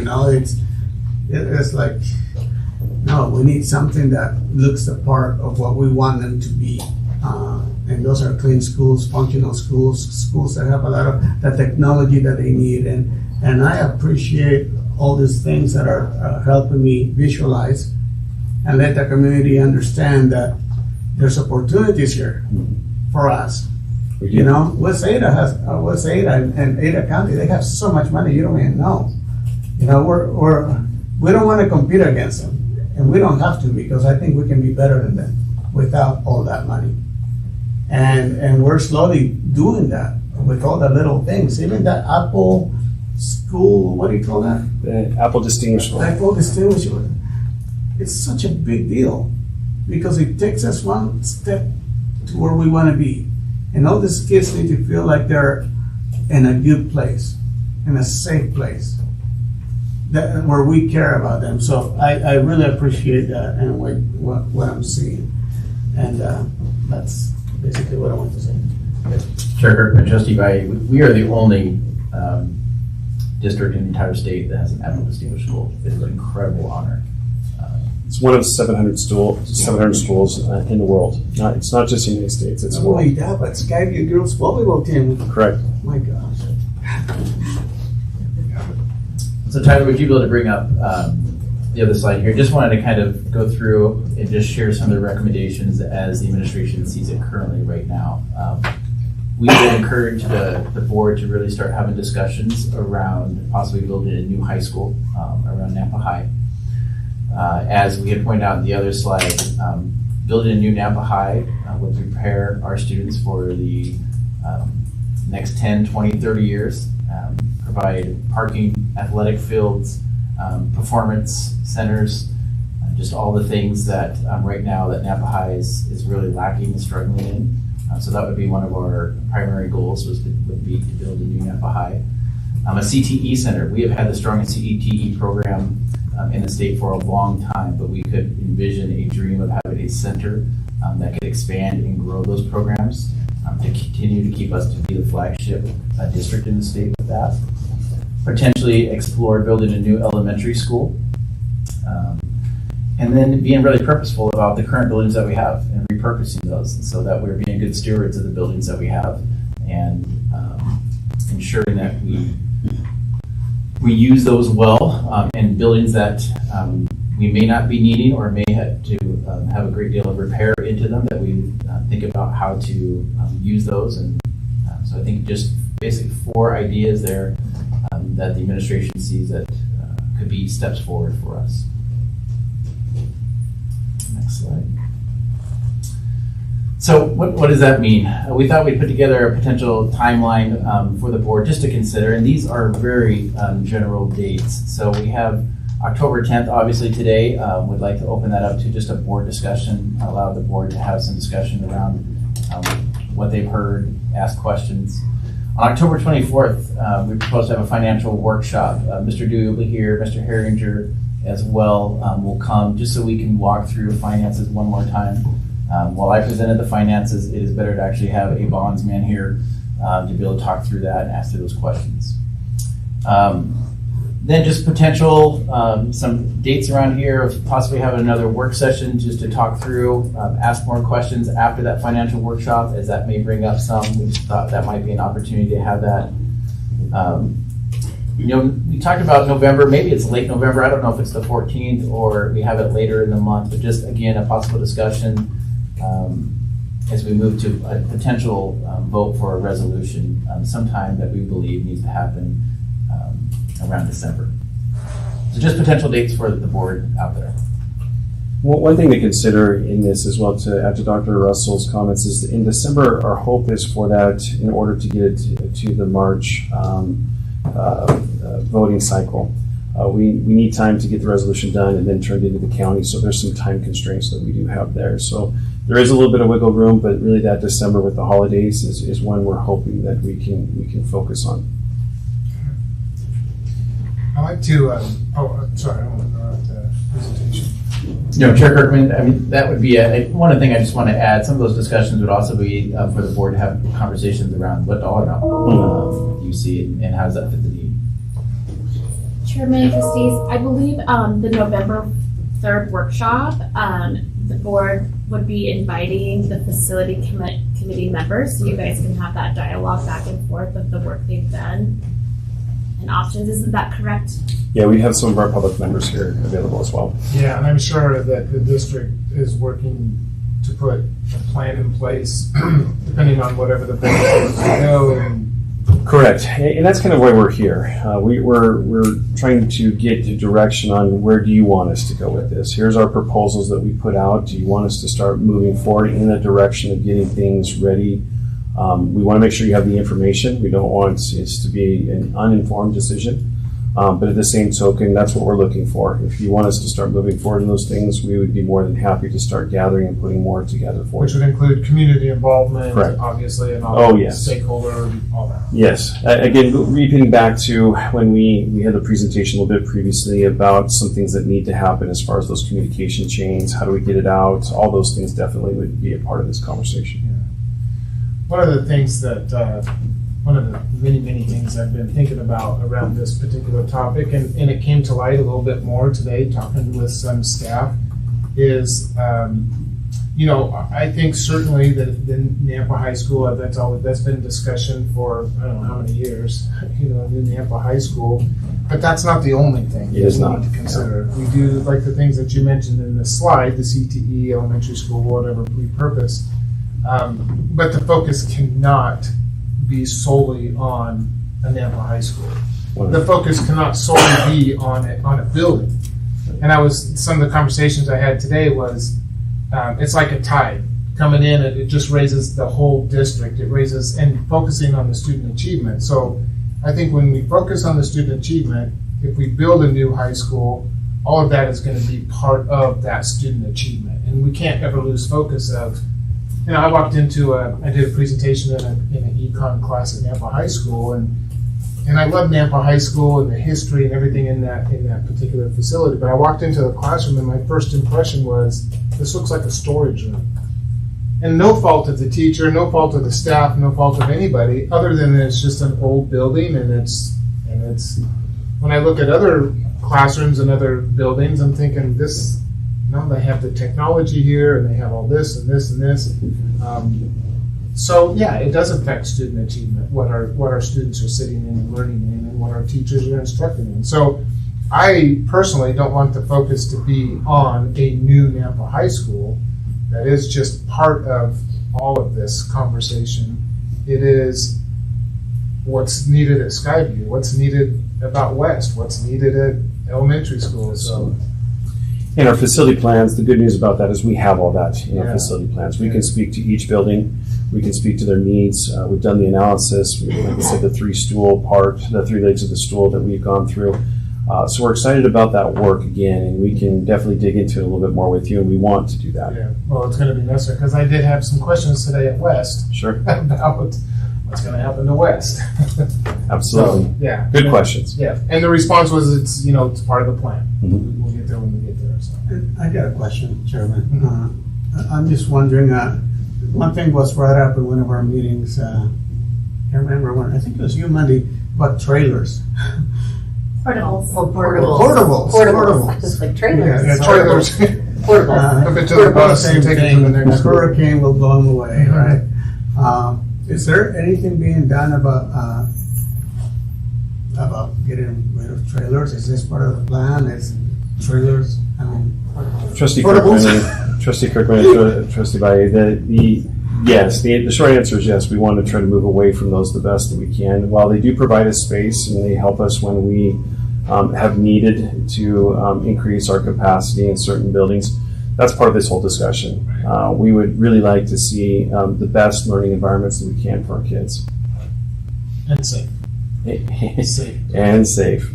And you'll see a lot of those pieces that will be included in the plan that we've diagnosed, we've looked at, and we hopefully can answer more of those questions as we dig into those sessions and see what your questions and our constituents' questions are. Thank you. Mr. Stopper, thank you. So is your hope to really go over the guts of this with us on October 24th, is during this finance workshop? Good question. I think to answer that question, Trustee Taylor, that's a finance one. We've dedicated to finance, to understanding what our capacity is to build the numbers that for the financial component. Looking at the November 3rd, that time frame is more so that we'd like to dig into the buildings with you and look at what they need, and show you all the work that has been done. And then start to drive the discussion of how do those two things meet. Because finances and the facilities, they are going to go hand in hand. And so we want to build you with more knowledge to be able to better make that decision. Do you, Chair Kirkman, thank you. Do you believe that you could have, prior to these dates, some of that to us with some suggested review work? We do it. Even if totally get that it's not mandatory. I would appreciate, just because these conversations are so meaty, Yes. and then that way we can see, because, right, like I know when we say repurpose buildings for efficiency, I know that there's more behind that statement. And so I assume that that's what we'll want to review. And so I just want to make sure that we could have some advanced time with those materials before the workshop if possible. Absolutely. Or me. Yeah, Chairman Kirkman, Trustee Taylor, we definitely can provide documents with that. We have provided some of that previously as well, and we can get you some more of those documents as well. That is no problem whatsoever. Just anything additional, anything that you've already provided, no need to re-provide. I just want to make sure that we're fully prepared for those workshops. Absolutely, it'd be my pleasure. So Thank you. in this discussion also, is there going to be discussion around boundaries, redistricting the schools? Because you put in here elementary school as one of the recommendations, but I know, and I'm sure we'll get to this in the enrollment report, but our elementary schools are not at capacity, even half. And so would that discussion include redistricting or whatever we call it, the district boundaries? Chairman Kirkman, I believe that's going to be a natural part of the conversations as we go through that. In reference to the elementary school, one of our desires is really to look at Centennial Elementary, so not adding an elementary school to our profile, but replacing an elementary school. Okay. The safety concerns, the educational adequacy are very high in that building, and so that would be our recommendation from the facilities plan. And then again, a natural progression to asking those questions and looking through the data will lead us to some discussions that will be really important regarding boundary. As you've stated, some good information already. Chair Kirkman, just to answer your question, it does. As Mr. Stoffer had mentioned, at some point the district does need to discuss boundaries. Looking at the enrollment report, you'll see, as you said, some schools are very high, some are very low. Things could be adjusted so that there's more balance throughout the district. On top of that, also plays with the current condition of the buildings. Some buildings are in better condition than others. Also comes with that is the fiscal responsibility of, do we put more money, for lack of a better term, do you put lipstick on a pig? And then we have an FCI index that shares that putting more money into a building actually is kind of a waste of money because of it becomes a money pit kind of thing. So that would be one of the conversations we'd have to have. The bond would affect it though. If a bond were to be passed, that could determine how those are drawn. If a bond is not passed, then again, we'll still have to go back and probably readdress that. But there is that variable out there. So at some point in the future, I do believe the district does need to look at rebounding. The bond will just determine kind of how that might shape out. That makes sense. The timing. The timing. The timing. Timing, yeah. Any other questions Comment? or comments? I never felt like I was from the armpit, just so we're all very clear. That it's running through my mind. I would definitely, I feel very at home. I feel very at home there. So just throwing that out there. Not at all that I just couldn't get it out of my head. Yeah, the portables that were apparently trailers that I went to school in. But other than that, I appreciate it. I couldn't get the comment out of my head, so I had to say it. Any other questions, comments for Mr. Stoffer or Dr. Russell? All right, well, thank you very much. Thank you, Appreciate Mr. the Stoffer. information. Look Thank you. forward to more discussion. Okay. Dr. Russell, you have... Wait, sorry, can I just, can we take a Health break? health break? That'd be great. If you Let's just, take a like- 5 or Yes. 8 minute health break. Thank you. Glad you reminded me.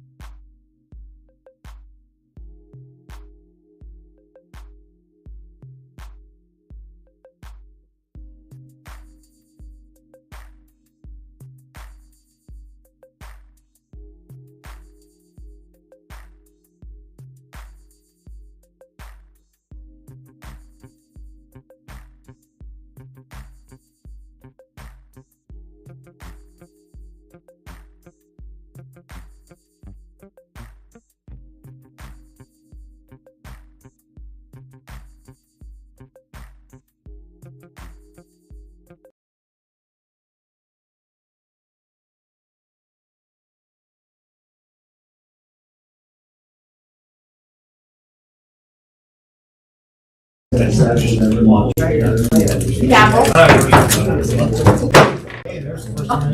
That was for Mr. Stoffer in the back.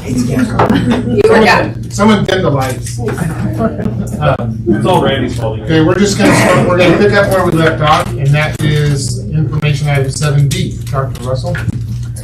Chair Kirkman, trustees, before us tonight is a discussion around the data we have on our restraint, seclusion, and diversion techniques, and we have Dr. Cindy Cook here to present some information for us. Good evening. How are you? Good, how are you? I'm well. I'm healthy, which is great. All right. So I think in the board packet I shared with you the policy, which is why I'm here, because according to our board policy that we was put into place in 2019, once a year I get to come before the board and just share restraint and seclusion data, where our numbers are at, talking about different populations of kiddos. So there should be that nice little graph in there for you. The policy is in there just so you know why I'm here. And then a big document that Chrissy thankfully uploaded for me because she's great. And that kind of was part of the backbone of how we got that policy into place, the why of it, and yeah. So one of the reasons for the policy was to make sure A, we're monitoring, and B, that we're reporting, and so that's the big pieces of that. So sorry if I stumble on my words. So if Tyler, if you can bring up that graph for me, that would be really fantastic. Oh, it should say data on it. SNR data. SNR data. SNR data. This one. Yes, that's awesome. And Tyler, I'm sorry, I set you up for failure on that. He said, what else do I need to project tonight? And I was like, oh, nothing. Oh, nothing. Sorry about that, Tyler. You're good. I tell people technology doesn't like me, so we can blame it on that too. So at the top of this document, you'll see the definitions that we use, what seclusion is and what it isn't, what physical restraint is and is not. There are two other types of restraint, mechanical and chemical, that we do not use in our district. And I don't know of any school districts that do, because we are not strapping kids in chairs and we're not injecting them with medication that would sedate them. So we do not do that in our schools. We just, if we have to use a physical restraint, it's physical. We're standing upright. We do nothing on the floor, no prone, no supine, because that can create some really dangerous situations. So when you see that, I just want people to be very, very clear. There are places like mental health facilities and some other districts in other states that use the prone and supine, and it's just not something that we want to do. And if you make me do that real quick, so please. Engaging in a physical restraint is the very last thing that we would do. We engage in nonverbal de-escalation strategies, that para-language, verbal strategies, and we do all of those things first. So within our district, there's two different systems that we use. We use MANT at our self-contained DVD facility, and all of the other schools use what we call CPI. So while the holds look a little different, and the verbiage is a little different, and the nonverbal and verbal pieces, the gist is the same. It's about preserving dignity and respect of kids, and using physical as a very last resort, and building relationships with kids. Because if we don't build relationships with kids, they don't care about math, right? Or any of those other learning things that we want them to engage in. So again, that's why the physical interaction is the last resort. The other thing that we're talking about today is seclusion, and so that's not a timeout where we just have a kiddo sit in a corner for a few minutes. This is at a place where they're being dangerous in the classroom, and they just need a separate space. No stimuli, just a time to breathe. So when we're in a seclusion event, there's a student in a space and there's an adult monitoring in that space, constantly watching, talking minimally, because when we're escalated, a lot of words just make us escalate more and they're not hearing. So very minimal prompting. Are you safe? Are you ready to talk? And then moving on from there. Let's see. For MANT, there is one trainer in our district. When I was at Gateways, it was me, and I'm not there anymore, so one of the staff there is the trainer. They train staff every year. And that's mandatory. They have to do that. And then for CPI, we used to have 2 district administrators as the trainers, and we've just recently swapped out one of the administrators, so we still have 2. And then we also added 3 of our consulting teachers. So we have a 5 total to do that, which is great because then we can get more people trained. We've also had schools reach out and say, hey, can you just train us in the verbal de-escalation part? And I'm like, absolutely, right? So we're also doing those things as well, incorporating PBIS into our systems.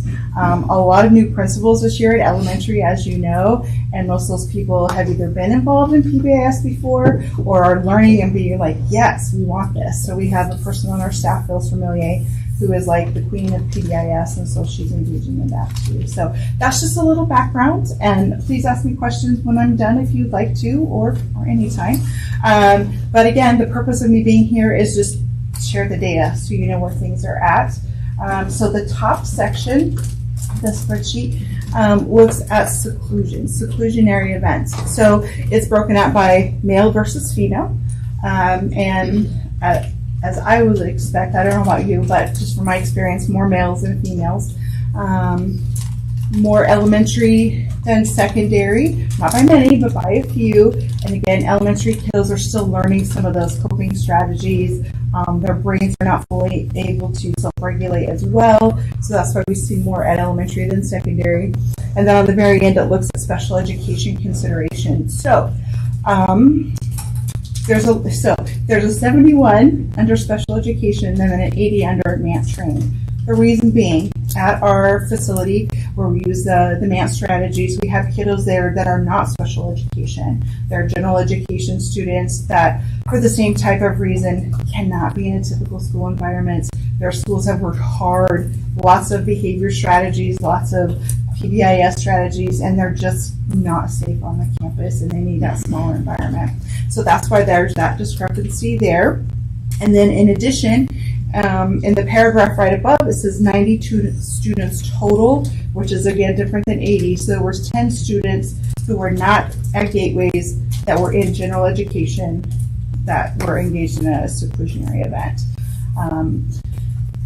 So those are typical things like school fights. We've got to separate people, and we've got to like, oh, nope, you're in this space by yourself for just a bit, and obviously we're monitoring them.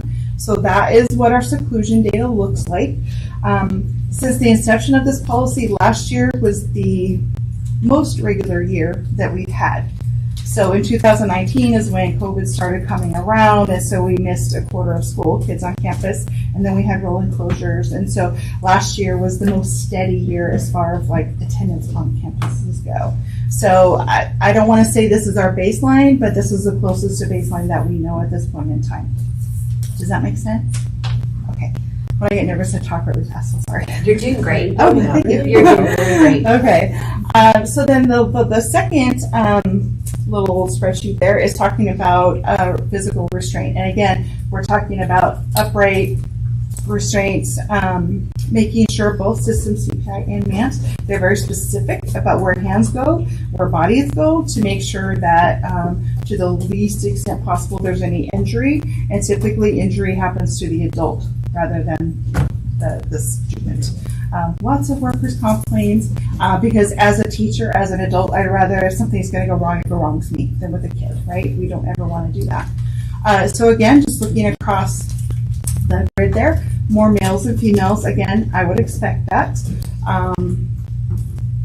A few more in elementary than secondary. Again, I would expect that just because of processing ability. And then there's that same difference, 51 to 54. A couple of our kiddos in the STEP program are in that same building where the MAT training happens. And then 4 additional folks that weren't there. So for example, at one of our middle schools at the beginning of the year, there was a school fight. And so they restrained those kids to keep them apart.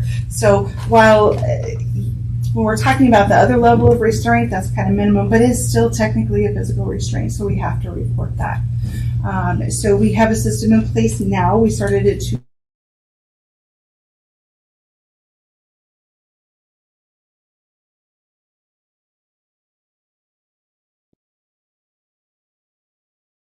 logs that into this system, which is where our numbers come from, because they log it in hopefully in that same day. That is the plan. so they can log it in there so it's fresh in your mind. So the very first year in 2019, when it came into play, we didn't have a systemic system, if you will, but we have that in play, and so it keeps track for the whole year. And then I give that to Anita, who's the queen of data, and she disaggregates that for us, and that's where that information comes from. So again, this last year was our first-ish kind of steady year as far as kids being in schools. We work really hard. School principals monitor what's going on in their schools about how many seclusionary events or restraints are happening, and are they repeated with certain kids, and what are we going to do? Let's change the behavior plan. And then we also can look at that because I can see that live document. And so I do look at that. And so if there's kiddos that I see really high prevalence of one of those things happening, then it's a conversation we get to go have with our principal about, hey, let's look at that behavior plan again. So I'm going to stop talking. I'm sorry, do you track the numbers of those who are restrained, physically restrained and secluded, or does that happen very often? Is it either or? Because to me, it seems like it could So be. they would log it twice Okay. if that happens. Yeah. Yeah. And there are a few times that, yes, that does happen. Okay, if we could go back to that chart that we had in there. So when it talks about 47 being the number of students restrained, right? Yeah. On the male students? Yeah. Yeah. Male students. Yeah. Is that 47 incidents or 47 separate students? Students. Okay, so one student, if he has two different incidents at different times, you're not going to count them twice. Not as a student, but if you go down just a little bit on that graph, it says number of incidences. So the number of incidences are higher. I'm sorry, I wasn't clear about that. No, that's okay, it's me. Yeah. Can't read. Far away. It's far away and it's little. Nice to be on the laptop.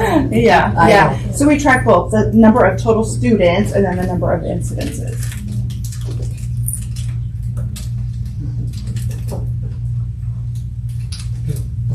That's all the questions I have. Actually, I apologize. I lied. I do have one more question for clarification. I wrote it down so I wouldn't forget. So the MANT and CPI, those are at schools, at specific schools. So MANT is at some schools, CPI is at some schools. MANT is only at gateways. It's only a gateway, and CPI is at all. At all the others, yes. Okay. And is that because of the population of that school? Yes. So, I guess theoretically, we don't know what the population, or what students would do that might need MANT until they get to gateways. Does that make sense? Yes. So, in that process of determining if a kiddo needs to go to gateways, there's a lot of intervention that happens first, and the interventions associated with CPI have not worked. Okay. So. That makes sense. Sorry, I got a question. Yeah.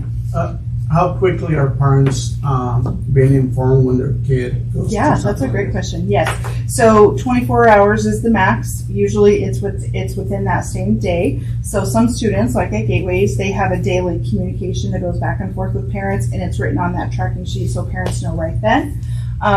Sometimes, depending on the understanding between the parent and the school, sometimes they'll call right after.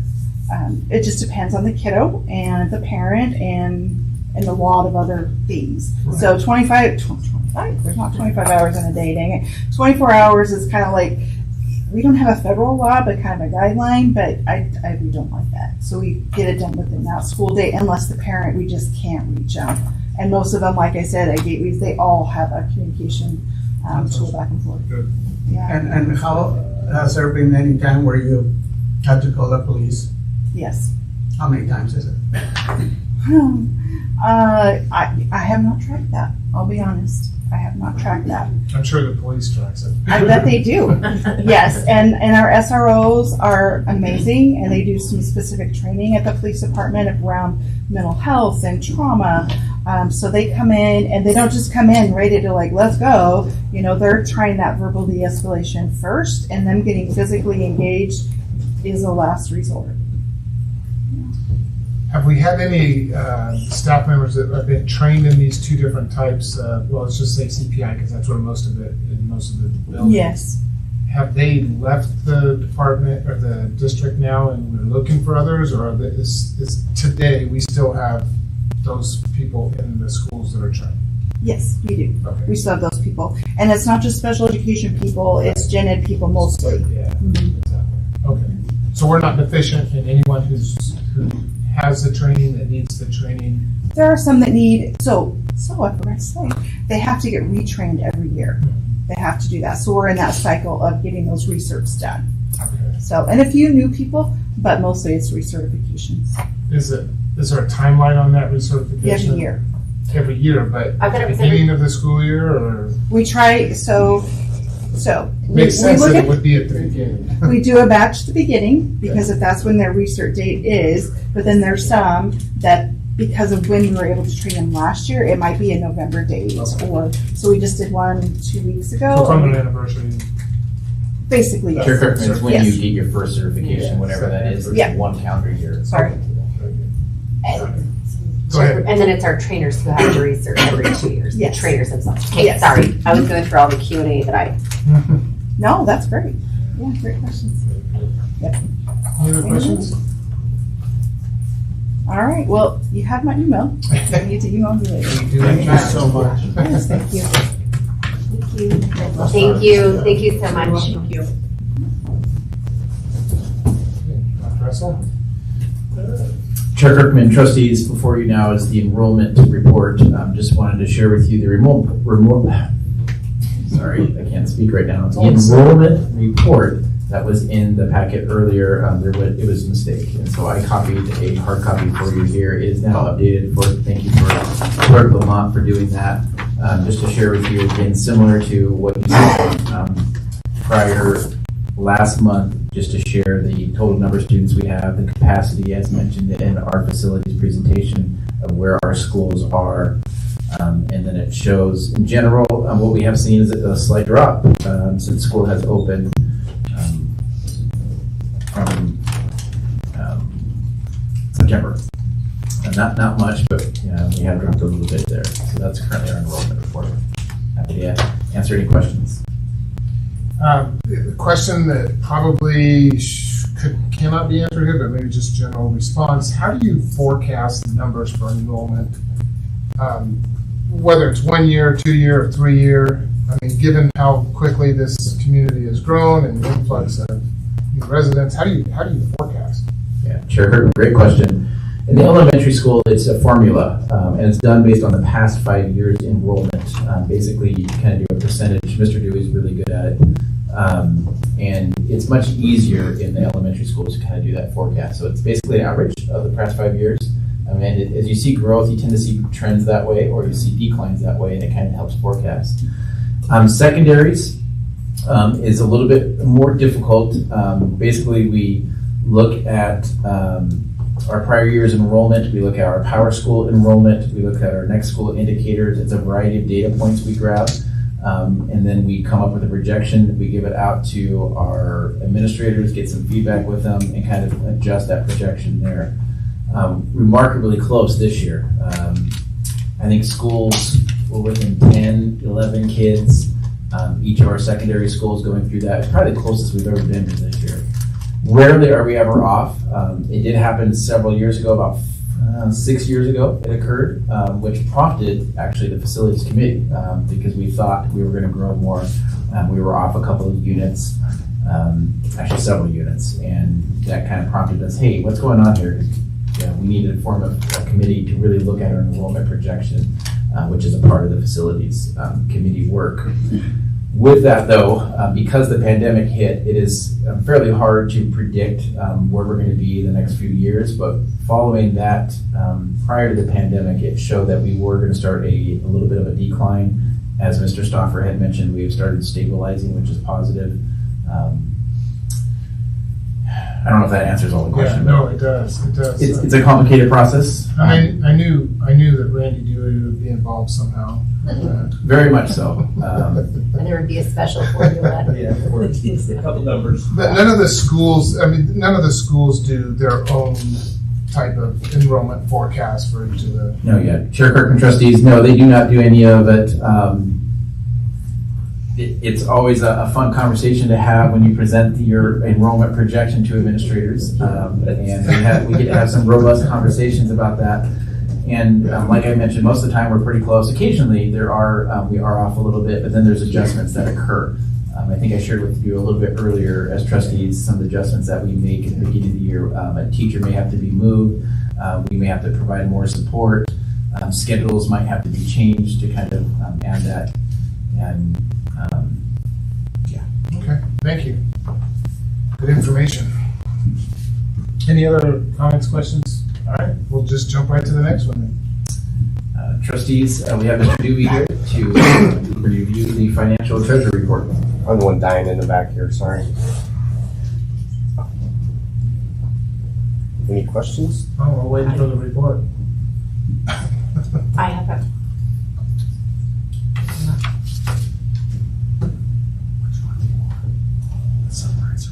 Let's just go with summarize.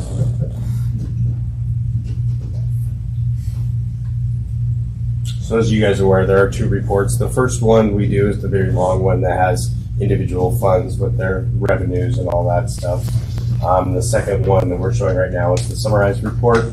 The reason I like this one best, it just kind of gives everything in one big, just one schedule here, and it also gives us our encumbrances here as well. One of the things you might notice is if you add up the total that's happened now with some of the encumbrances with some of our specialized forms, our federal, you'll see a little bit of over. It's because we haven't gone through and adjusted some of those FTE out. And we also have with our new insurance, the general fund is supplying some funds up to $3,000 per person to be able to help pay for the insurance. We have not made that adjustment yet for these payroll encumbrances. So when you start seeing that happen this month, you'll start seeing a lot of that even out. So our total budget, 167 million. Yes, sir. The encumbrances are, well, you got payroll and purchase encumbrances. Yep. So we're about 86 million, give or take. Yeah, about 87 million, yeah. So that's about half, right? Well, it's more than that. I mean, And we're not. Think about it. Majority of our expenses, almost, 85% of our expenses are generally payroll related. And the only reason I say payroll related because we're in a different spot than most other districts where we contract out both our janitorial service and our busing. So a lot of others don't do that, so theirs is even higher. So I include those in ours because those are really driven costs by those when you include those. Some of those bills, like our janitorial and busing, we have some already in the system. We kind of project them out, but our busing this year we have not done that yet. So you'll see even a little higher here soon as we get down and making sure we're getting. They're a little behind on their billing as well. Just because they're trying to keep up. I think everybody in their offices are out driving buses, and so it's not our fault; it's their fault for just not giving us a bill. Any other questions, comments?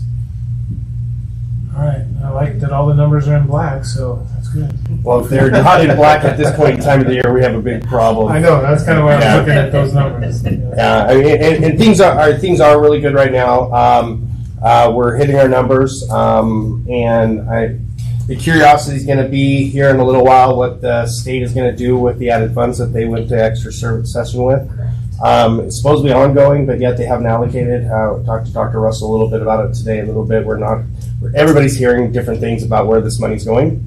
So there is going to be a proposal for a new funding formula next year. Not sure exactly how that's going to work. There was an example last year for Representative Horman. I believe it's the same one. And they're trying to do some tweaks on it, but yet we have been given no information on purpose, I think, for that. So we'll try to see. Even on that one, I don't think Nampa was hurt. It was really more of the big districts. So I think that's where that $300 million is going to come into play, is just to really overspend it, so that way no one gets hurt, if that makes sense. So ESSER 3, main ESER 3 learning where 17% of those funds have been used?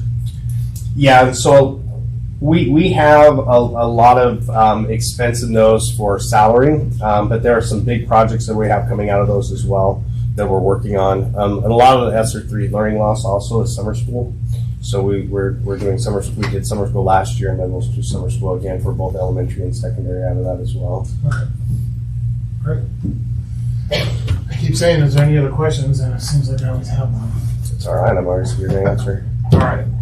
I have no more questions. Unless anyone else has, we'll jump right to the next. Thank you. Chair Kirkman, Trustees, Superintendent's report is next. I'm going to have Mr. Stoffer come up one more time and just share with us a little bit around some of the facilities, things that are occurring in our schools around some safety and our ABM contract. Some information. Thank you, Dr. Russell. Chairman Kirkman, Board of Trustees, I just wanted to go over just a few things, more to put them on your radar, and then also to follow up on a few things. One, Dr. Russell just mentioned, this year is our 5th year of our contract with ABM. We do have the opportunity to put that out for bid again. We also do have a clause that allows us to re-up for 5 years as well. We're going to be gathering some information for that and bringing it back to you. Just wanted to give you a heads up on that. We're looking at probably December as our timeline that will be coming more to your plates and have some more information for you in preparation. Next, I just wanted to update you on some safety things that we have invested in. One, the Roosevelt fencing, which I mentioned last meeting, has been completed. We are also deep into the Endeavor project as well. It should be completed by the end of this week. Endeavor is a little bit more complicated as they've had the construction out in front of their site, which is going to cause us to do some unique rerouting inside the facility.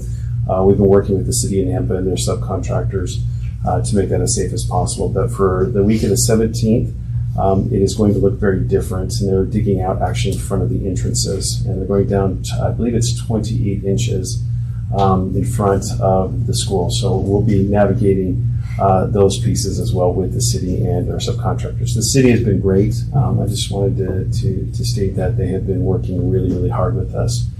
They're also going to be volunteering some time out there and helping the staff at Endeavor with the new rerouting processes.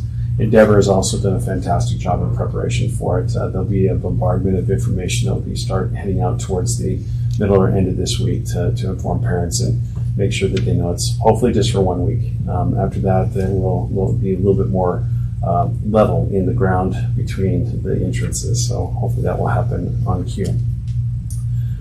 We also wanted to just let you know that we have completed the Lake Ridge entrance for safety concerns. It was not equal to our other schools, but that was finished and that project is done. I reported to you as well on the vape sensors that we were looking at putting into the schools.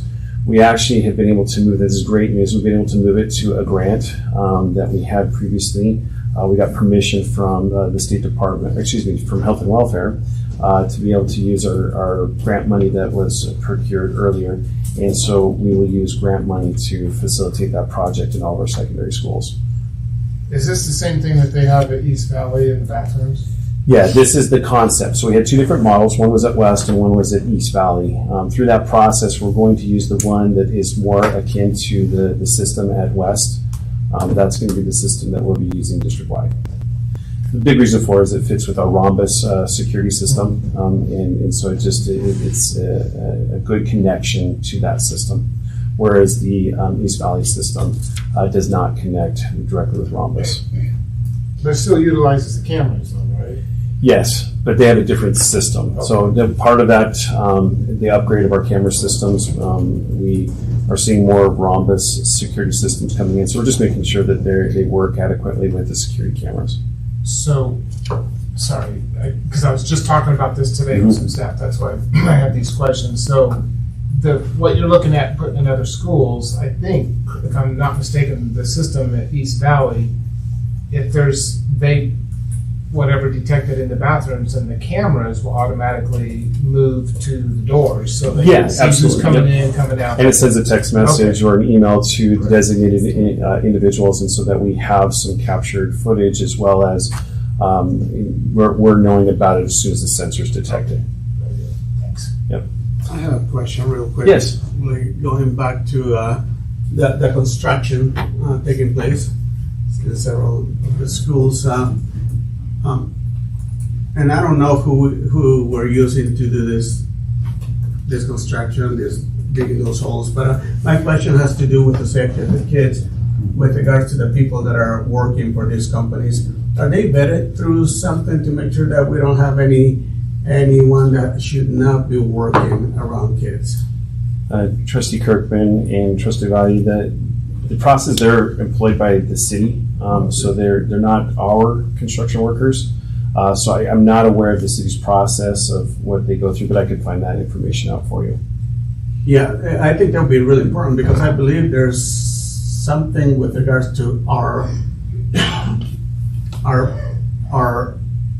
the board's duties, and this is something I just learned, is to make sure that we maintain a safe space from predators. And so if there's, I don't know if there's anything with regards to contractors, and I don't mean to go outside of the subject, but I don't know if there's anything that we have required from contractors to be able to put in there something with regards to who they hire. Do we have any say on that? Do we have any conversations with them on that? Even with the city, I mean, we have to make sure that we are doing our due diligence in all areas. Chairman Kirkman and Trustee Valle, the process is that one of the good things, they're not on our campus. They're out in the streets now. Again, still hearing what you're saying is that there's a process that the city goes through that I can find out what they do, but the construction workers are not on our campuses. This is all in the street works, but again, to your point, I can bring back more information. If you could please, I would really love to see. Like I said, we have a great working relationship. As well. They have been great. They have been great to work with as far as the city, so I don't think we'll get any kickback whatsoever. I appreciate it. Well, and there's possibly a huge project going right next to Ronald Reagan too, so that's a good There's question. multiple big, large projects that could be coming down the road, yes. Literally right next to it. So anyways, yeah. Yep. Good comment.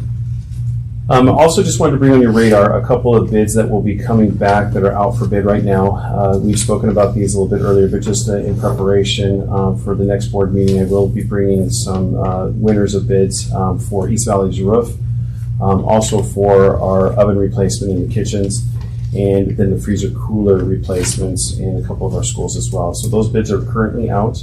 When the winner is of the bid is selected, we'll bring that back to you at the next board meeting for you to review and to select who would be the recipient of the bid. So just more or less keeping it on your radar. We'll have all the bid documents to you beforehand and all the information. They're currently in the middle of the process right now. Let me just get the wording here. When you said when the winner of the bid, then you're going to bring that to us? So what we bring to you is the ones, we will bring the bids, and because of the quantity, some of these are blind bids, so the lowest bid will be brought to you to see if you approve or not. So you'll bring a recommendation to Yeah, we'll bring those to you, and you will have the choice to whether accept those or reject those and ask us to send them back out for another bid. So that we'll follow the process, but just want to make you aware that process is coming. Sure. And that you'll have some paperwork to look through it. Contracts. Contracts are fun. Absolutely fun. So going back to what I was saying before with regards to these bids now. Yep. Is there, basically when we send out the bids, we tell them what their requirements and things are needed, right? Correct. And do we send them anything with regards to background checks and things like that? In our contracts we do. Okay. Yep. So they will be held liable if they send people. Correct. That shall be. Correct. Thanks. All right, so that's just a little bit on the facilities right now. Thank you, Dr. Russell. Thank you, Board of Trustees. Thank you. Thank you. Thank you, Mr. Stoffer. Just a couple updates, trustees, on some other things. We are continuing our charter school annual reviews. The board does authorize several charter schools, and part of that authorization process is to have the administration go through and check financials, HR, nutrition services, federal programs. We kind of review all those processes with them just to make sure that they're in compliance, and we plan on bringing those forward with you. So I'll work with Clerk Lamont and get those scheduled. Just want to let you know those are occurring and those will be coming forward. Also, wanted to talk through negotiations with the board in the past. The administration, or the board has asked the administration to form a team to represent the board, and Trustee Simpson has been the representative from the board on that, and not sure where the board and how they would like to work on that. As last year you came mid-year when we already started a session, and I know the board had asked the association to do some of the card processes, which I think they're starting. But typically we start sometime in the fall, and would like to have some sort of discussion and just see what the board would like the administration to do as far as representing them for the negotiation process. And then just lastly, it's been a great month in the district. We've had so many positive things. You know, the Apple Distinguished School really is an incredible thing. Our students, they deserve it. You watch those students create, innovate, build, design, and just the excitement they have from their engagement. It's incredible. I do want to just point out Mr. Stauffer for being the principal there and really helping getting that going. And Mr. Keefe was a huge part of that as well. Just done some incredible work. Our girls volleyball, they played last week. Just so proud of them. Incredible to be on that stage. And the competition level in which they played at was just unbelievable. A lot of those schools had numerous Division I recruits that they went up against. We also had a CTE groundbreaking right over here off of Georgia, where our CTE students are going to be building a house. Yep. Just unbelievable. That's actually going to occur. I was kind of sharing with some of the kids when I was in high school. I built a coat hanger. Yeah. That was kind of the extent of my opportunities, and so to build a house, I'm just, Mr. Miller's done an incredible job with the CTE program. I'm really excited just to see that thing take shape and grow. I did build a birdhouse once. So. It was a nice coat hanger. Yeah, Right. it was nice. I love it. And then finally, just the net high gym floor. We did have some delays in that. It is coming out beautiful. We want to make sure that it's perfect, though. There was some delays with some of the glaze coating that had been on, and there was some tracks in it. And just did not want to have a product that was not perfect, so asked them to redo that, which delayed it a little bit. I think most of you have seen pictures of that, but it looks really sharp.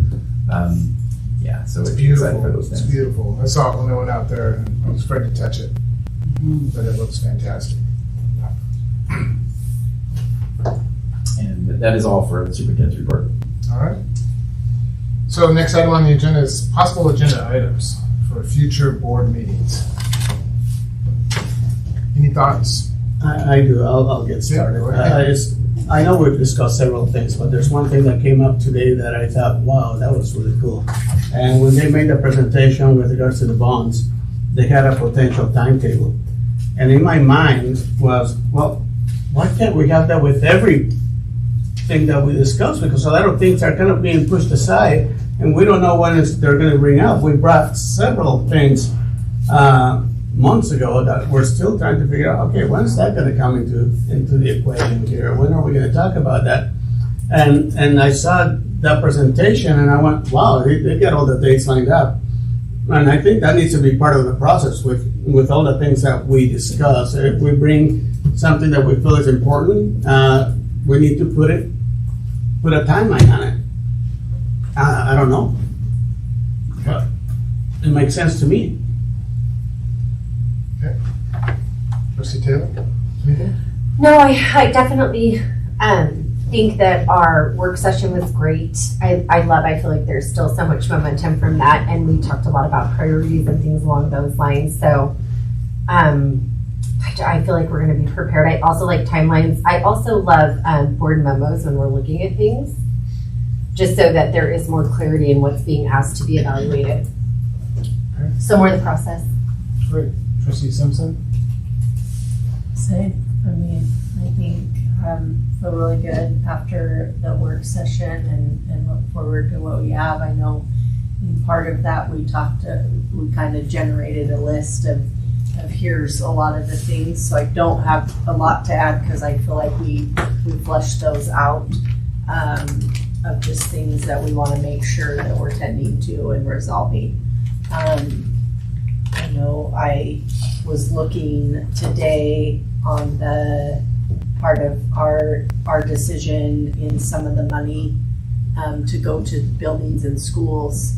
And I was like, did we make a decision about this or not? So I actually called Superintendent Russell right before I came in and was like, am I like missing something? I can't find it and I don't feel like we did it, but I want to make sure.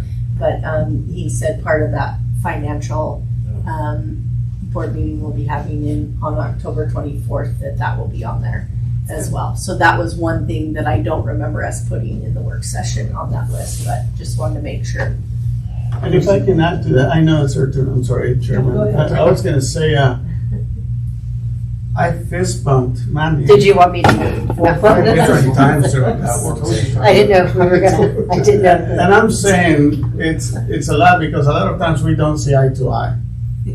But there's a lot of It things was we a do see eye to eye. training, not a work session. Oh, that's true. Words matter. All right. Yes. Let's move to Trustee Simpson, if you have anything. Pearson. I'm so sorry.